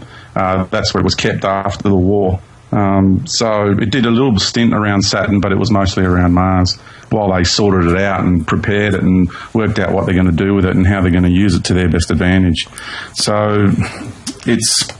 for me, it's a given that it has to be removed. But also, when the Earth becomes more of a body of light, as the frequency increases, the energy emanating from this planet will be detrimental to the moon and the beings on the moon. So they definitely have to leave the immediate vicinity of the Earth. That actually answers one of my questions. I was going to ask you if the shift in the Earth's energy itself would not address that issue. There would actually maybe even be a repulsion. Yeah, no, it'll be removed, because the energy can be really harmful to these beings if they don't, if they're not in synchronicity with it. Now, it depends on the light. There's a possibility the light emanating from the Earth might end up being so out of frequency with everything, I'm not sure yet. I'm not 100% sure, because that's a possibility too. But the moon will still need to leave this environment, because they'll lose access to a lot of resources they need. So they'll have to go somewhere else. One other thing popped up on the chat. Dr. James McCanney is saying that a mini solar system is coming towards ours. Can you comment on that? If it is, then it's what we know as Nibiru. I don't know for sure, personally. So I can't say, yes, it is definitely. No, it's not definitely. I'm commenting, I'm making commentary on what you just shared with me. And the way I understand it, which I've said for a while, is there's a failed star out there, which is like a twin sort of brother or alter ego of the sun, and it's not happy and wants to ruin the party. When I was reading your book about the moon, and you made the statement about the fact that the moon was terraformed with silicate, correct? Yeah. I couldn't help but think of what's going on in this planet right now with the aerosol, or as they call it, chemtrail programs, that there is an attempt to, in a similar but probably not the same manner, change the basic nature of this planet as well, given the analysis of what is in the chemtrails in this persistent program. Do you have a take on chemtrails, and is any of this related at all to an attempt to terraform Earth to conform to the cabal's interests? Oh, yeah, I absolutely agree that that's one dynamic to it. What I've come to realise is there's usually not just one answer.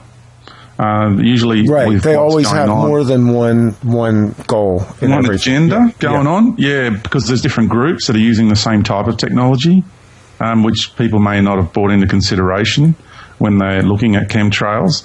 I haven't taken that sort of approach in a lot of things, so I'm just doing it more and more often these days. And wow, what opens up is amazing. And my understanding is also what they've been spraying in the atmosphere was to try and stop our communication with the sun as much as they can, because the energy that's coming from the sun is really transforming everything. So that's the big one for me. But also, I think there's a war going on with chemtrails. I think there are those who are trying to terraform. I think there are those who are trying to spray genetic and biological compounds up there to morph us. Yes. And I feel that there's a counter program going on to spray antigens, or whatever you call it, the antidote to the morphing biological compounds. Wow. So I feel that there's actually more than one thing going on at times. Now, that could be just a big conspiratorial drama vortex in my own mind. I readily admit that, but I just shared with you my feelings and my understanding today as I see chemtrails. I want to open it up for some phone calls. So here's how we're going to do this. We have one line, and we'll take calls as they come in if there are any. And the way you do that, the phone numbers are on the offplanetradio.net site, but I'll give it now. It is U.S. area code 717-910-0544. I'll say that again. Area code 717-910-0544. When you come on, please be patient. We may be talking, and we'll cue you into the conversation. I do not have a call screener, and I would ask that you be polite in addressing anything you want to address with our guest, George Kavassilas, tonight. So that's a standing invitation throughout the rest of the show tonight if anybody wants to call in. What I would like to address here in the final parts of the show tonight, George, are to, first off, an understanding, and you've touched on this a little bit, of the feminine aspect and why that's important. This has been a consistent thread for me for several years. It was kind of part of my awakening process as a male. The importance of balance, because we've not been balanced. And this balance goes not just to the human, but it goes to the planetary, galactic, and universal aspects of our beingness. It does. It absolutely does, and it has everything to do with our relationship with this planet. It's the relationship we have with this planet is the fundamental basis of our existence here. End of story. So when we can go back to that understanding and use that as a platform to launch our thought processes from, then a whole new paradigm opens up. Because you are now breathing because of her. You drink the water you drink because of her. The food that you eat, it's not because of a male god deity out there somewhere. and it's about understanding who is expressing themselves as this planetary being. Who is it? Who's the consciousness that is this planet? So that's the other question. And when we get back to that understanding, everything changes. I have a couple of calls coming in here. Okay, we've got a couple of callers on the line. I'll take the first one. I have area code 512. Okay. Yeah. 608-8820. Okay, go ahead. You popped up. Go ahead. Your question, your comments for George Kavassilas. Am I going to be speaking them to you and you relay them to him? No. George is on the line, but it sounds like you have speakers on in the background. You might want to turn those down a little bit. Those? Okay. Yeah, create a time warp on us. Yeah. Thanks. This is Stephen Summers in Austin, Texas. Wanted to just give a shout out to George. And my question is, I would love to hear him comment on the people that helped him take his journey into the universe. Like, who are they? What are they doing now? Where do they fit into the whole scheme of things? I know we've got these pseudo ETs that are posing and being like the Galactic Federation that are kind of leading us off into some tangent. If he could talk about the people that helped him take his journey and how they fit into the scheme of things and what they're doing now. George? Did we lose George?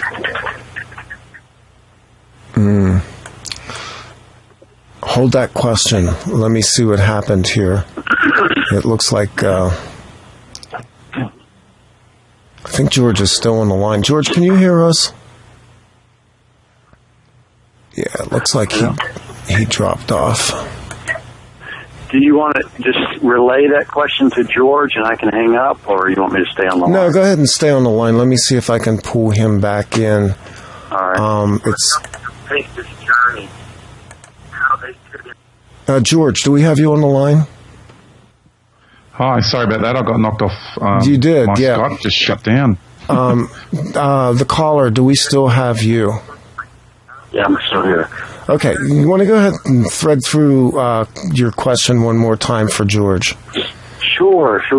Hey, George, this is Stephen Summers from Austin, Texas.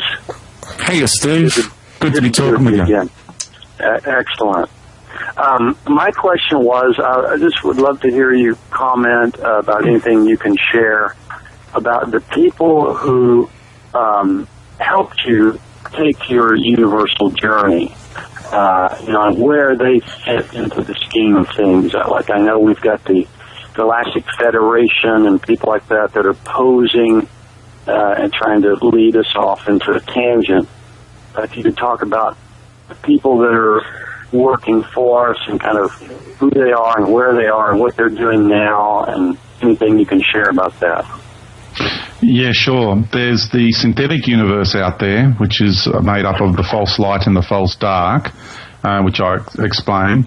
And I've got actually a diagram coming out in the course to do with that, which explains things in far easier terms to understand.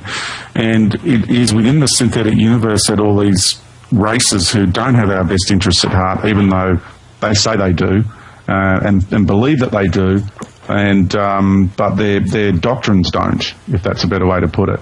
But then there's this, what I call the organic universe, and there's a whole plethora of extraterrestrial races out there that live and function in the frequencies and energies of the organic universe, which is more of an organic version of the dark and the light, which isn't insidious and debaucherous and doesn't seek to deceive.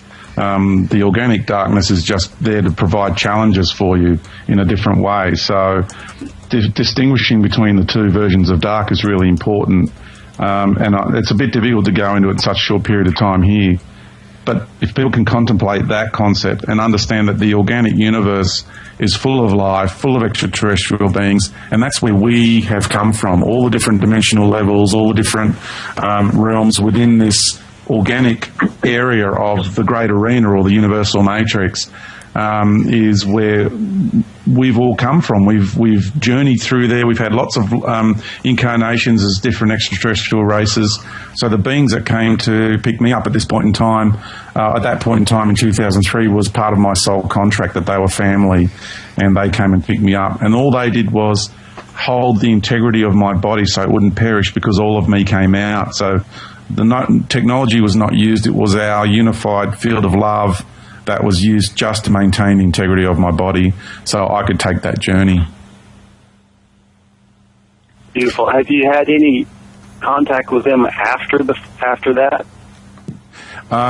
Here and there, but not very much, because at the moment the extraterrestrial races from the organic universe, the overwhelming majority, I'd say there wouldn't be very much contact going on with Earth at all, because Earth has been quarantined by this other group from the synthetic universe. It's to do with the god of religions, who's the creator of the synthetic universe.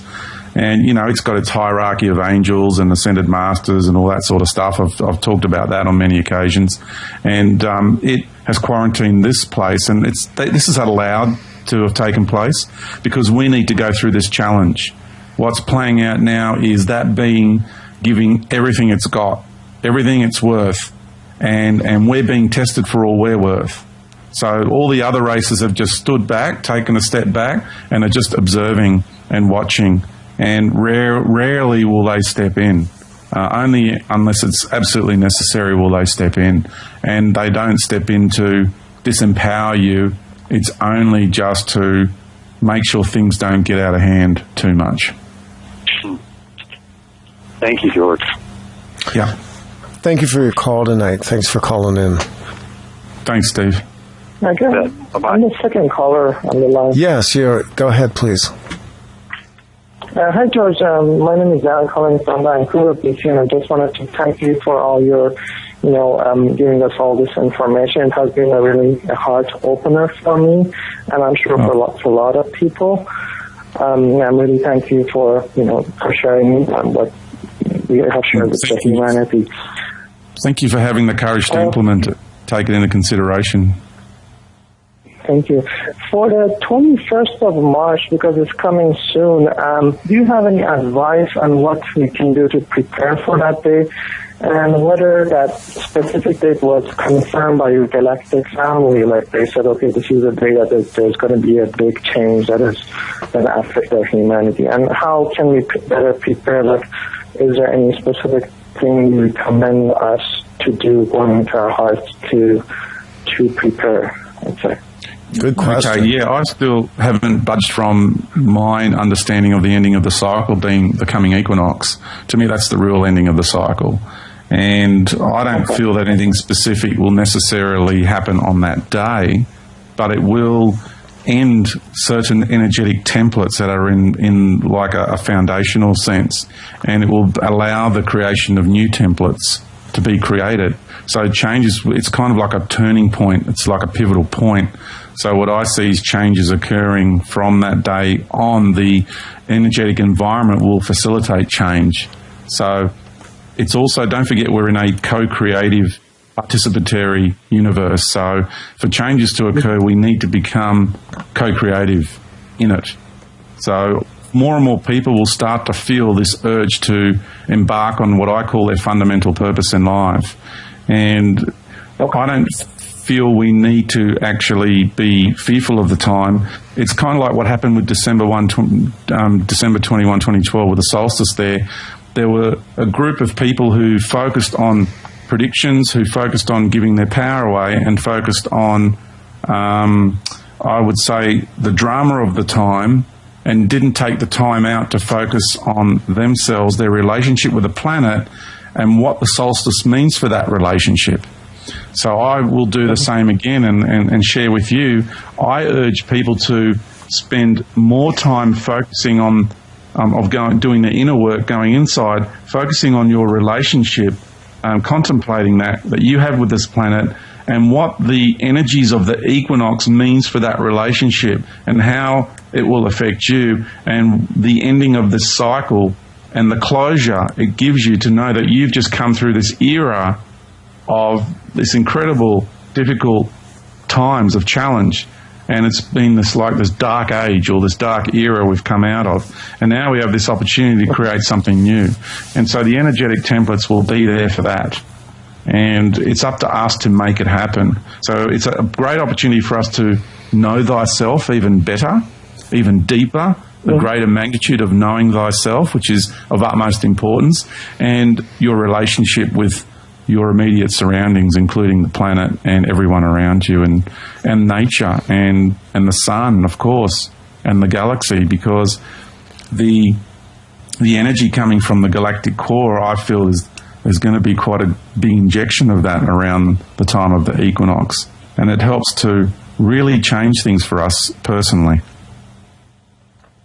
So sort of being mostly in the flow and being going to the nature, connecting to Mother Earth, and connecting in the conscious level to Sun, and just following the inner heart's intuition to lead us where we are destined to go, I would say. Exactly. That's a really good summary, because there'll be the distraction of the Pope, there'll be the distraction of anything, you name it. There'll be one distraction after another to distract you from you. That's the style of the Matrix. So what I'm saying is, get back to you and let go of all distractions and get back to your organic connection with Mother Earth. And to me, that is paramount through these times. Yeah. And you'll be guided from within of the best things that we need to do during that time and beyond. Yeah. It'll be an individual thing. Where you need to be, you can start asking now, where do you need to be for the equinox? Maybe you might want to take a day off and go sit on the beach, or go to a particular mountain, or go to a particular sacred site, or go to a particular tree in a forest somewhere that you feel familiar and friendly with. I mean, it could be anywhere or anything. Everybody's got their own unique relationship going on with this planet. And so wherever they need to be, that will be the acupuncture for Mother Earth, because your energy will be exactly where she wants your energy to be at that point in time. And think of it as acupuncture, because your beautiful, brilliant song of who and what you are, your soul essence, and the expression of that energy that you emanate. So, as we turn inside out and just shine our beautiful soul light essence and share it with Mother Earth, which is what I strongly urge everybody to do, is exactly the remedy for all this awful other energy that wants to come in and take control even more than what it already has. Because the New World Order, as I assure you, is a passive-aggressive program. It's all about love. It's all about freedom, and they're going to sell freedom like you wouldn't believe. And to me, that's what the New World Order truly is. This other version of military and guns at the door and things like that, that's the problem. And then people get their reaction, and the solution is this other version, this passive-aggressive. So that's kind of the play that wants to play out. But when it comes back to Mother Earth and the equinox, that's my recommendation, is shine your brilliant light and truly embrace the love for the opportunity you've been given by Mother Earth, because it's such a rare opportunity in this universe. Thank you very much, George. I really appreciate it, and it's a blessing to have you at this time on this planet. Thank you. Thank you for calling in tonight, too. Good questions. Good stuff. I have one other question as well. This came in actually over email, and it comes from one of my listeners who informed me they called in sick so they could listen live tonight, and I appreciate the extra effort you made. Wow. They're wondering what you think, and this is, this actually came up on the chat as well. Your thoughts about the One People's Trust, the OPPT, the opt-in thing that's going on right now, which is tied into basically actions being taken to break out of the financial system. Do you know anything about it? Are you aware of it? And what are your thoughts about it? I've recently been made aware of it just 3 days ago, I would say. Yep, exactly 3 days ago. I've listened to one interview with the people involved for 1 hour, so I'm not really in a place to comment on it. I suppose what I can say and what I felt was it's definitely something that's heading in the right direction, and that's probably about as much as I can say because I'm just not knowledgeable on it. Yeah, I know. I've actually listened to about 6 hours of interviews, and I'm familiar with the processes they're using. I think for me the issue is that we're still rooted in a financial system that is already dead. And given what you've talked about in your book and the shifting energetics, while I appreciate the solution-based ideas behind it, to me it feels like it's rooted in an old dead paradigm. And that's not to criticize the people that are doing this, because I think their hearts are right, but the focus on money to me appears to be the issue. One other side to that, to dovetail, and it goes back to this whole idea of disclosure. And this has been a hot topic, and I know you mentioned that you've been involved in exopolitics. What is disclosure? What should we expect from disclosure? How does the planet ultimately wake up to all of the races and beings that have been really, frankly, swarming around this planet for thousands of years anyway? Yeah, well, firstly, we're all extraterrestrials incarnate into the human form. So the moment someone contemplates that, it kind of blows disclosure off just blows the doors off it. Because extraterrestrial contact has always been a part of this reality. It's never not been a part of this reality.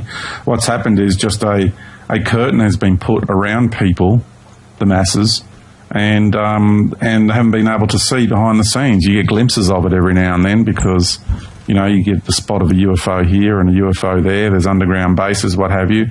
But the extraterrestrials are here. We're extraterrestrials incarnated as human form.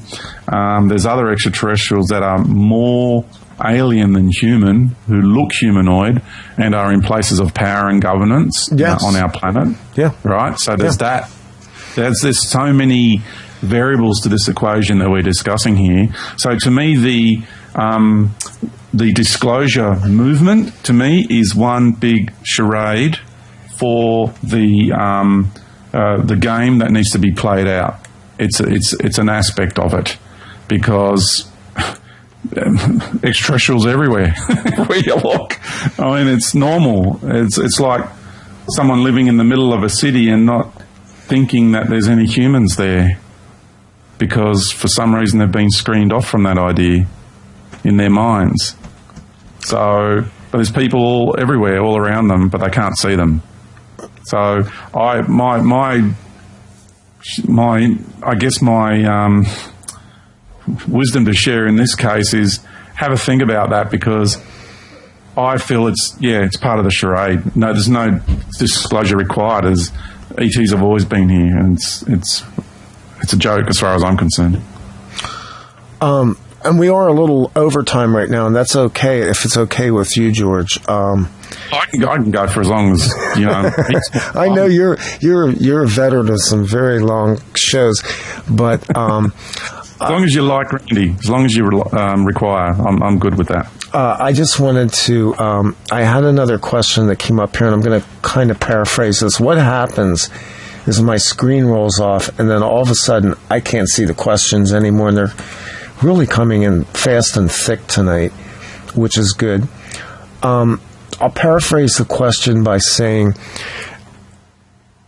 we are getting assaulted by all kinds of information, all kinds of programs, both human and alien. How do we discern the voices and the messages that we're receiving? How do we sift through all this information? George, people are overwhelmed right now. I'm getting emails daily from people who are just overwhelmed at this place. It's the energetic aspects of where we're at right now.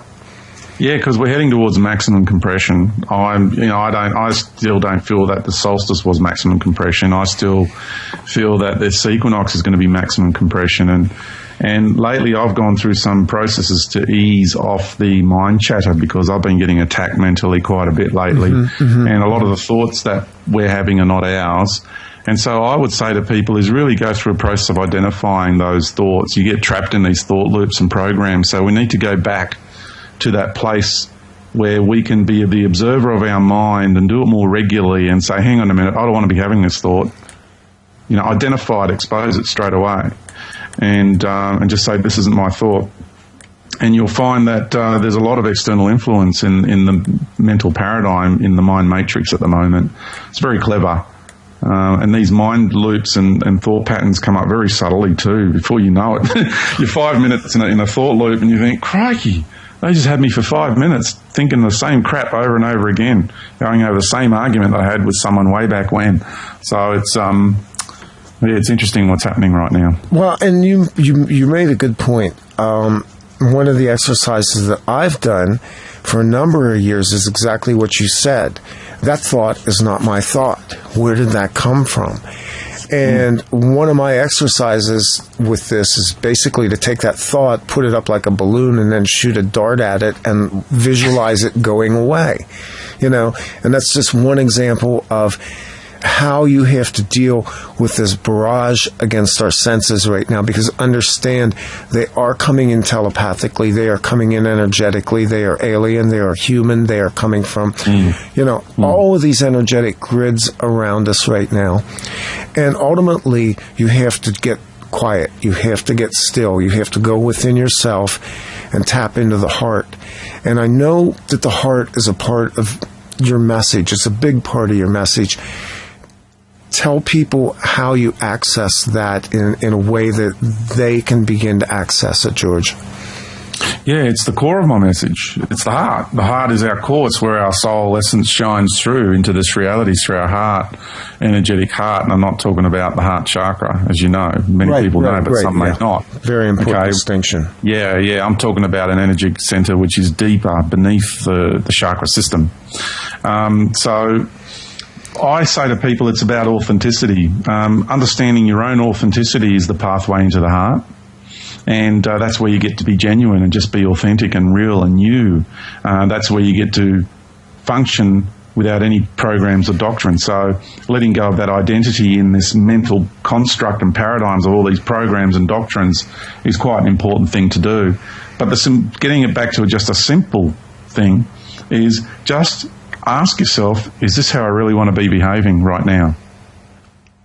Is this what I really want to be saying? Is this what I really want to be doing? Am I coming from a place of authenticity? And, importantly, am I coming from a place of integrity in this situation right now? So if we can get into sort of like a little bit of a habit of pulling ourselves up and asking ourselves these simple, basic questions, it goes a long way in help.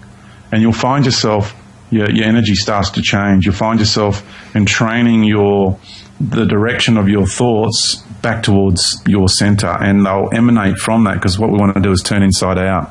So this is a natural process.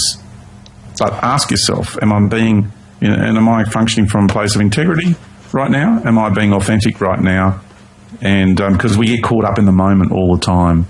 And so that's a really, really important thing, is to become that observer and self-assessment, but don't obsess over it, because then you can become your own worst enemy and you beat yourself up and all that sort of stuff. You could fall into that trap by swinging the pendulum too far the other way. So we don't want to do that either. So be fair on yourself. And when you do make a mistake, when you do say something wrong to someone or in a way that was hurtful, don't beat yourself up. If you need to apologise, admit to it, but don't beat yourself up. That's the worst thing you can do. That's falling into the trap. That's exactly what they want you to do. I have one more caller here. This is going to be a real quick caller.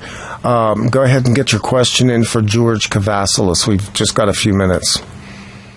Okay, can you hear me okay? Yeah, you're fine. Yeah, George, hey, this is Ken. I mentioned Chicago in 2011. You remember who I am?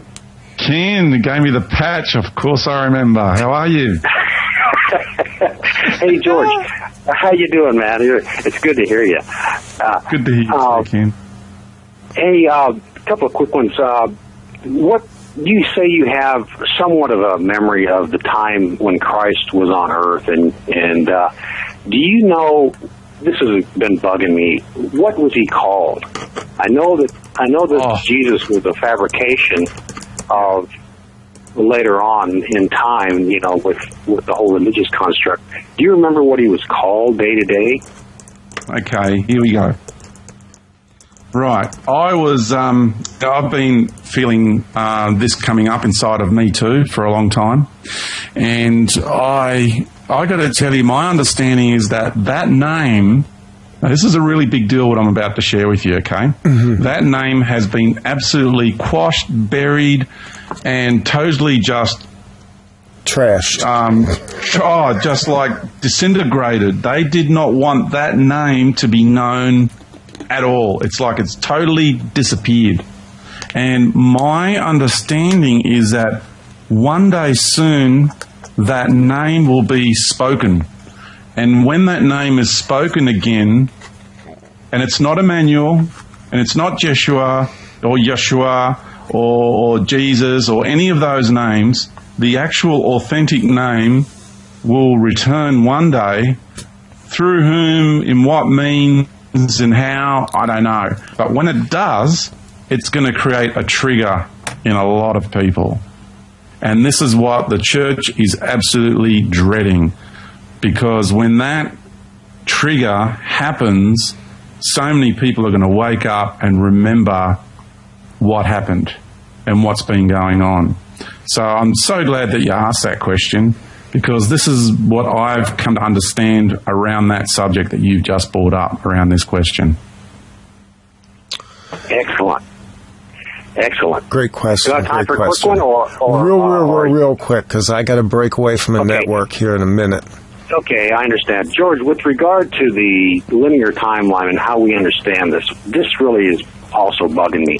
If we constantly have to reincarnate to balance our soul, then the very fact that we have to learn a lesson and then come back is kind of conflicting to me with regard to the fact that I've heard you say that, time exists at the same time simultaneously.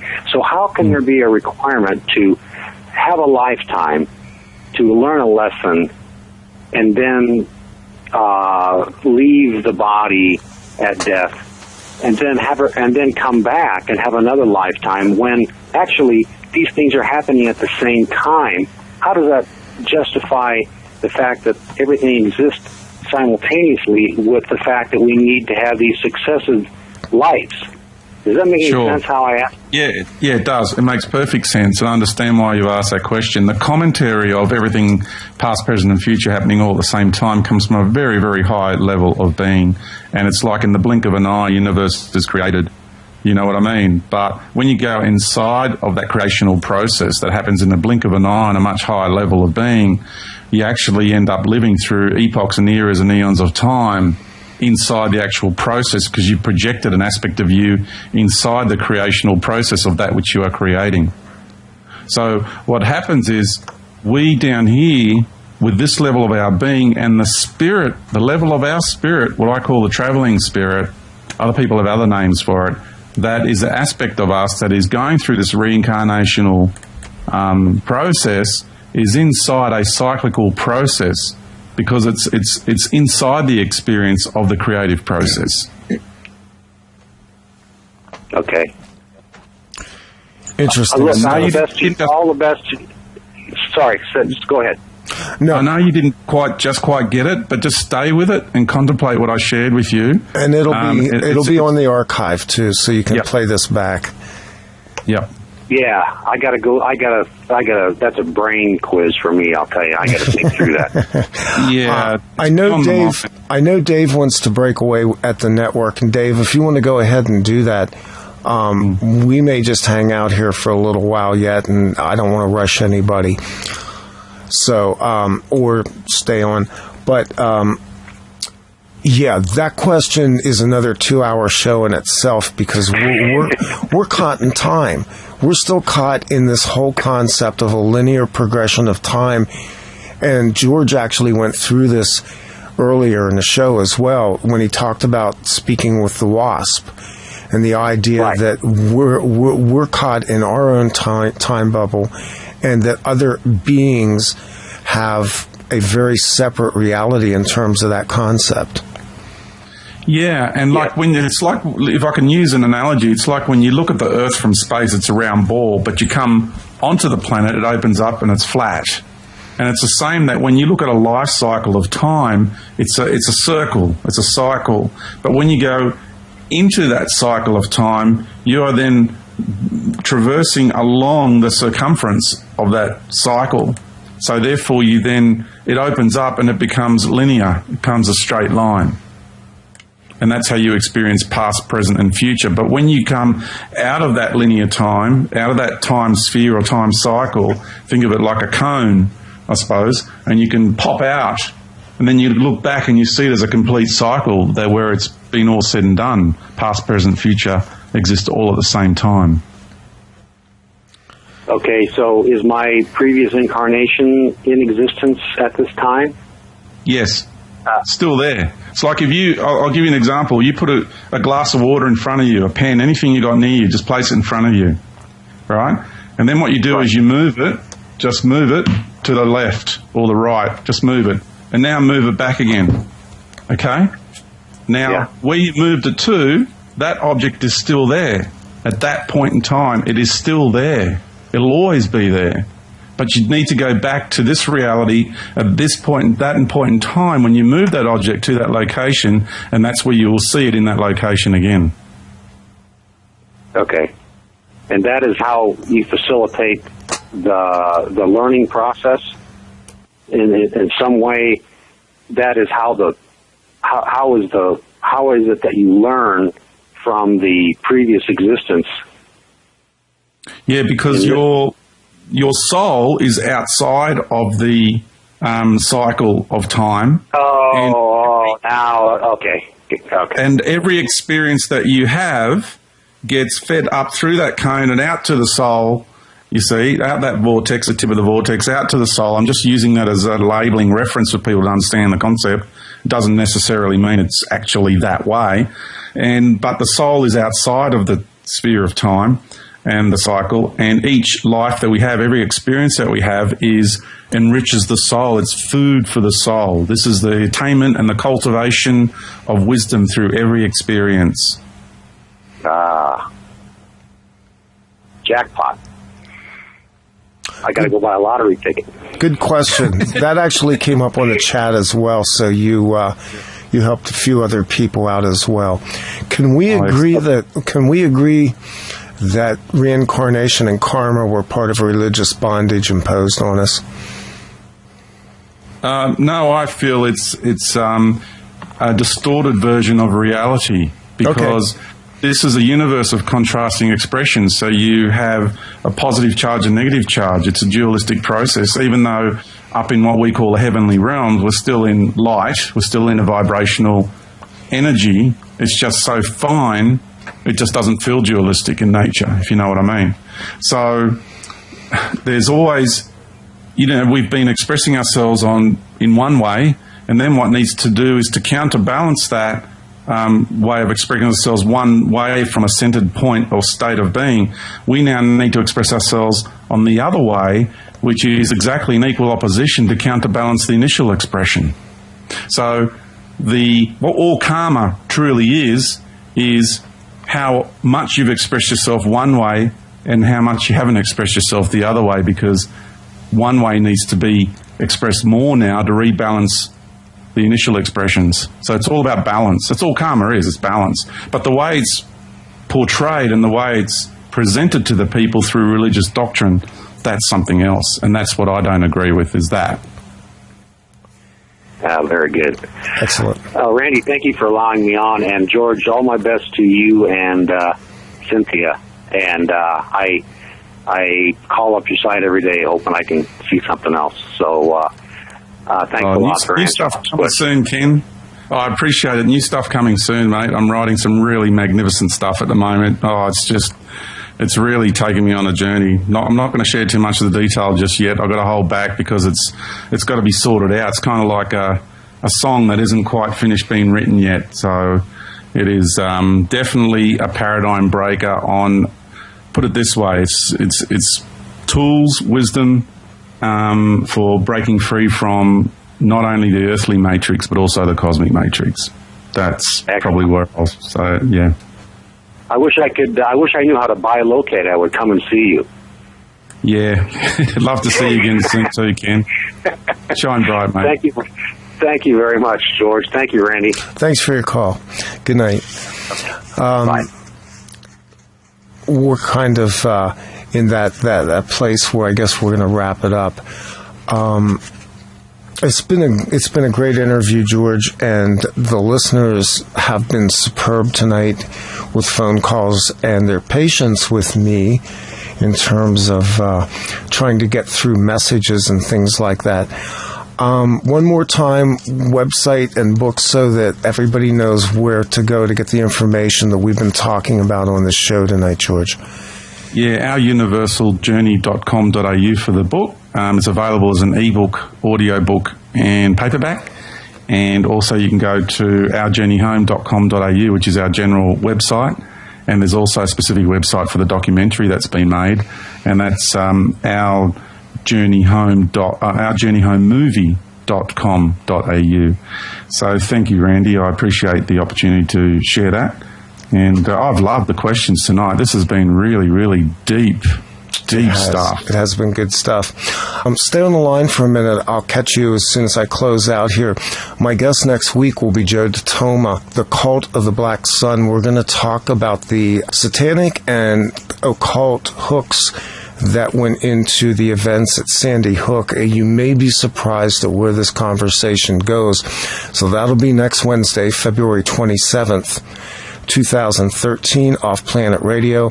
I'm Randy Maugans. The truth is out there. It's inside you. It's time to find it now. Good night.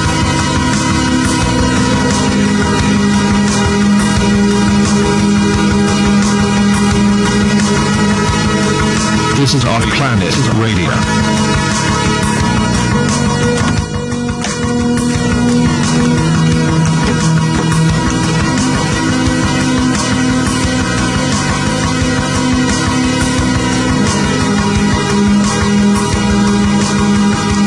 You're so welcome. Thank you too. What a fantastic interview. I love the dynamic between us. It's great.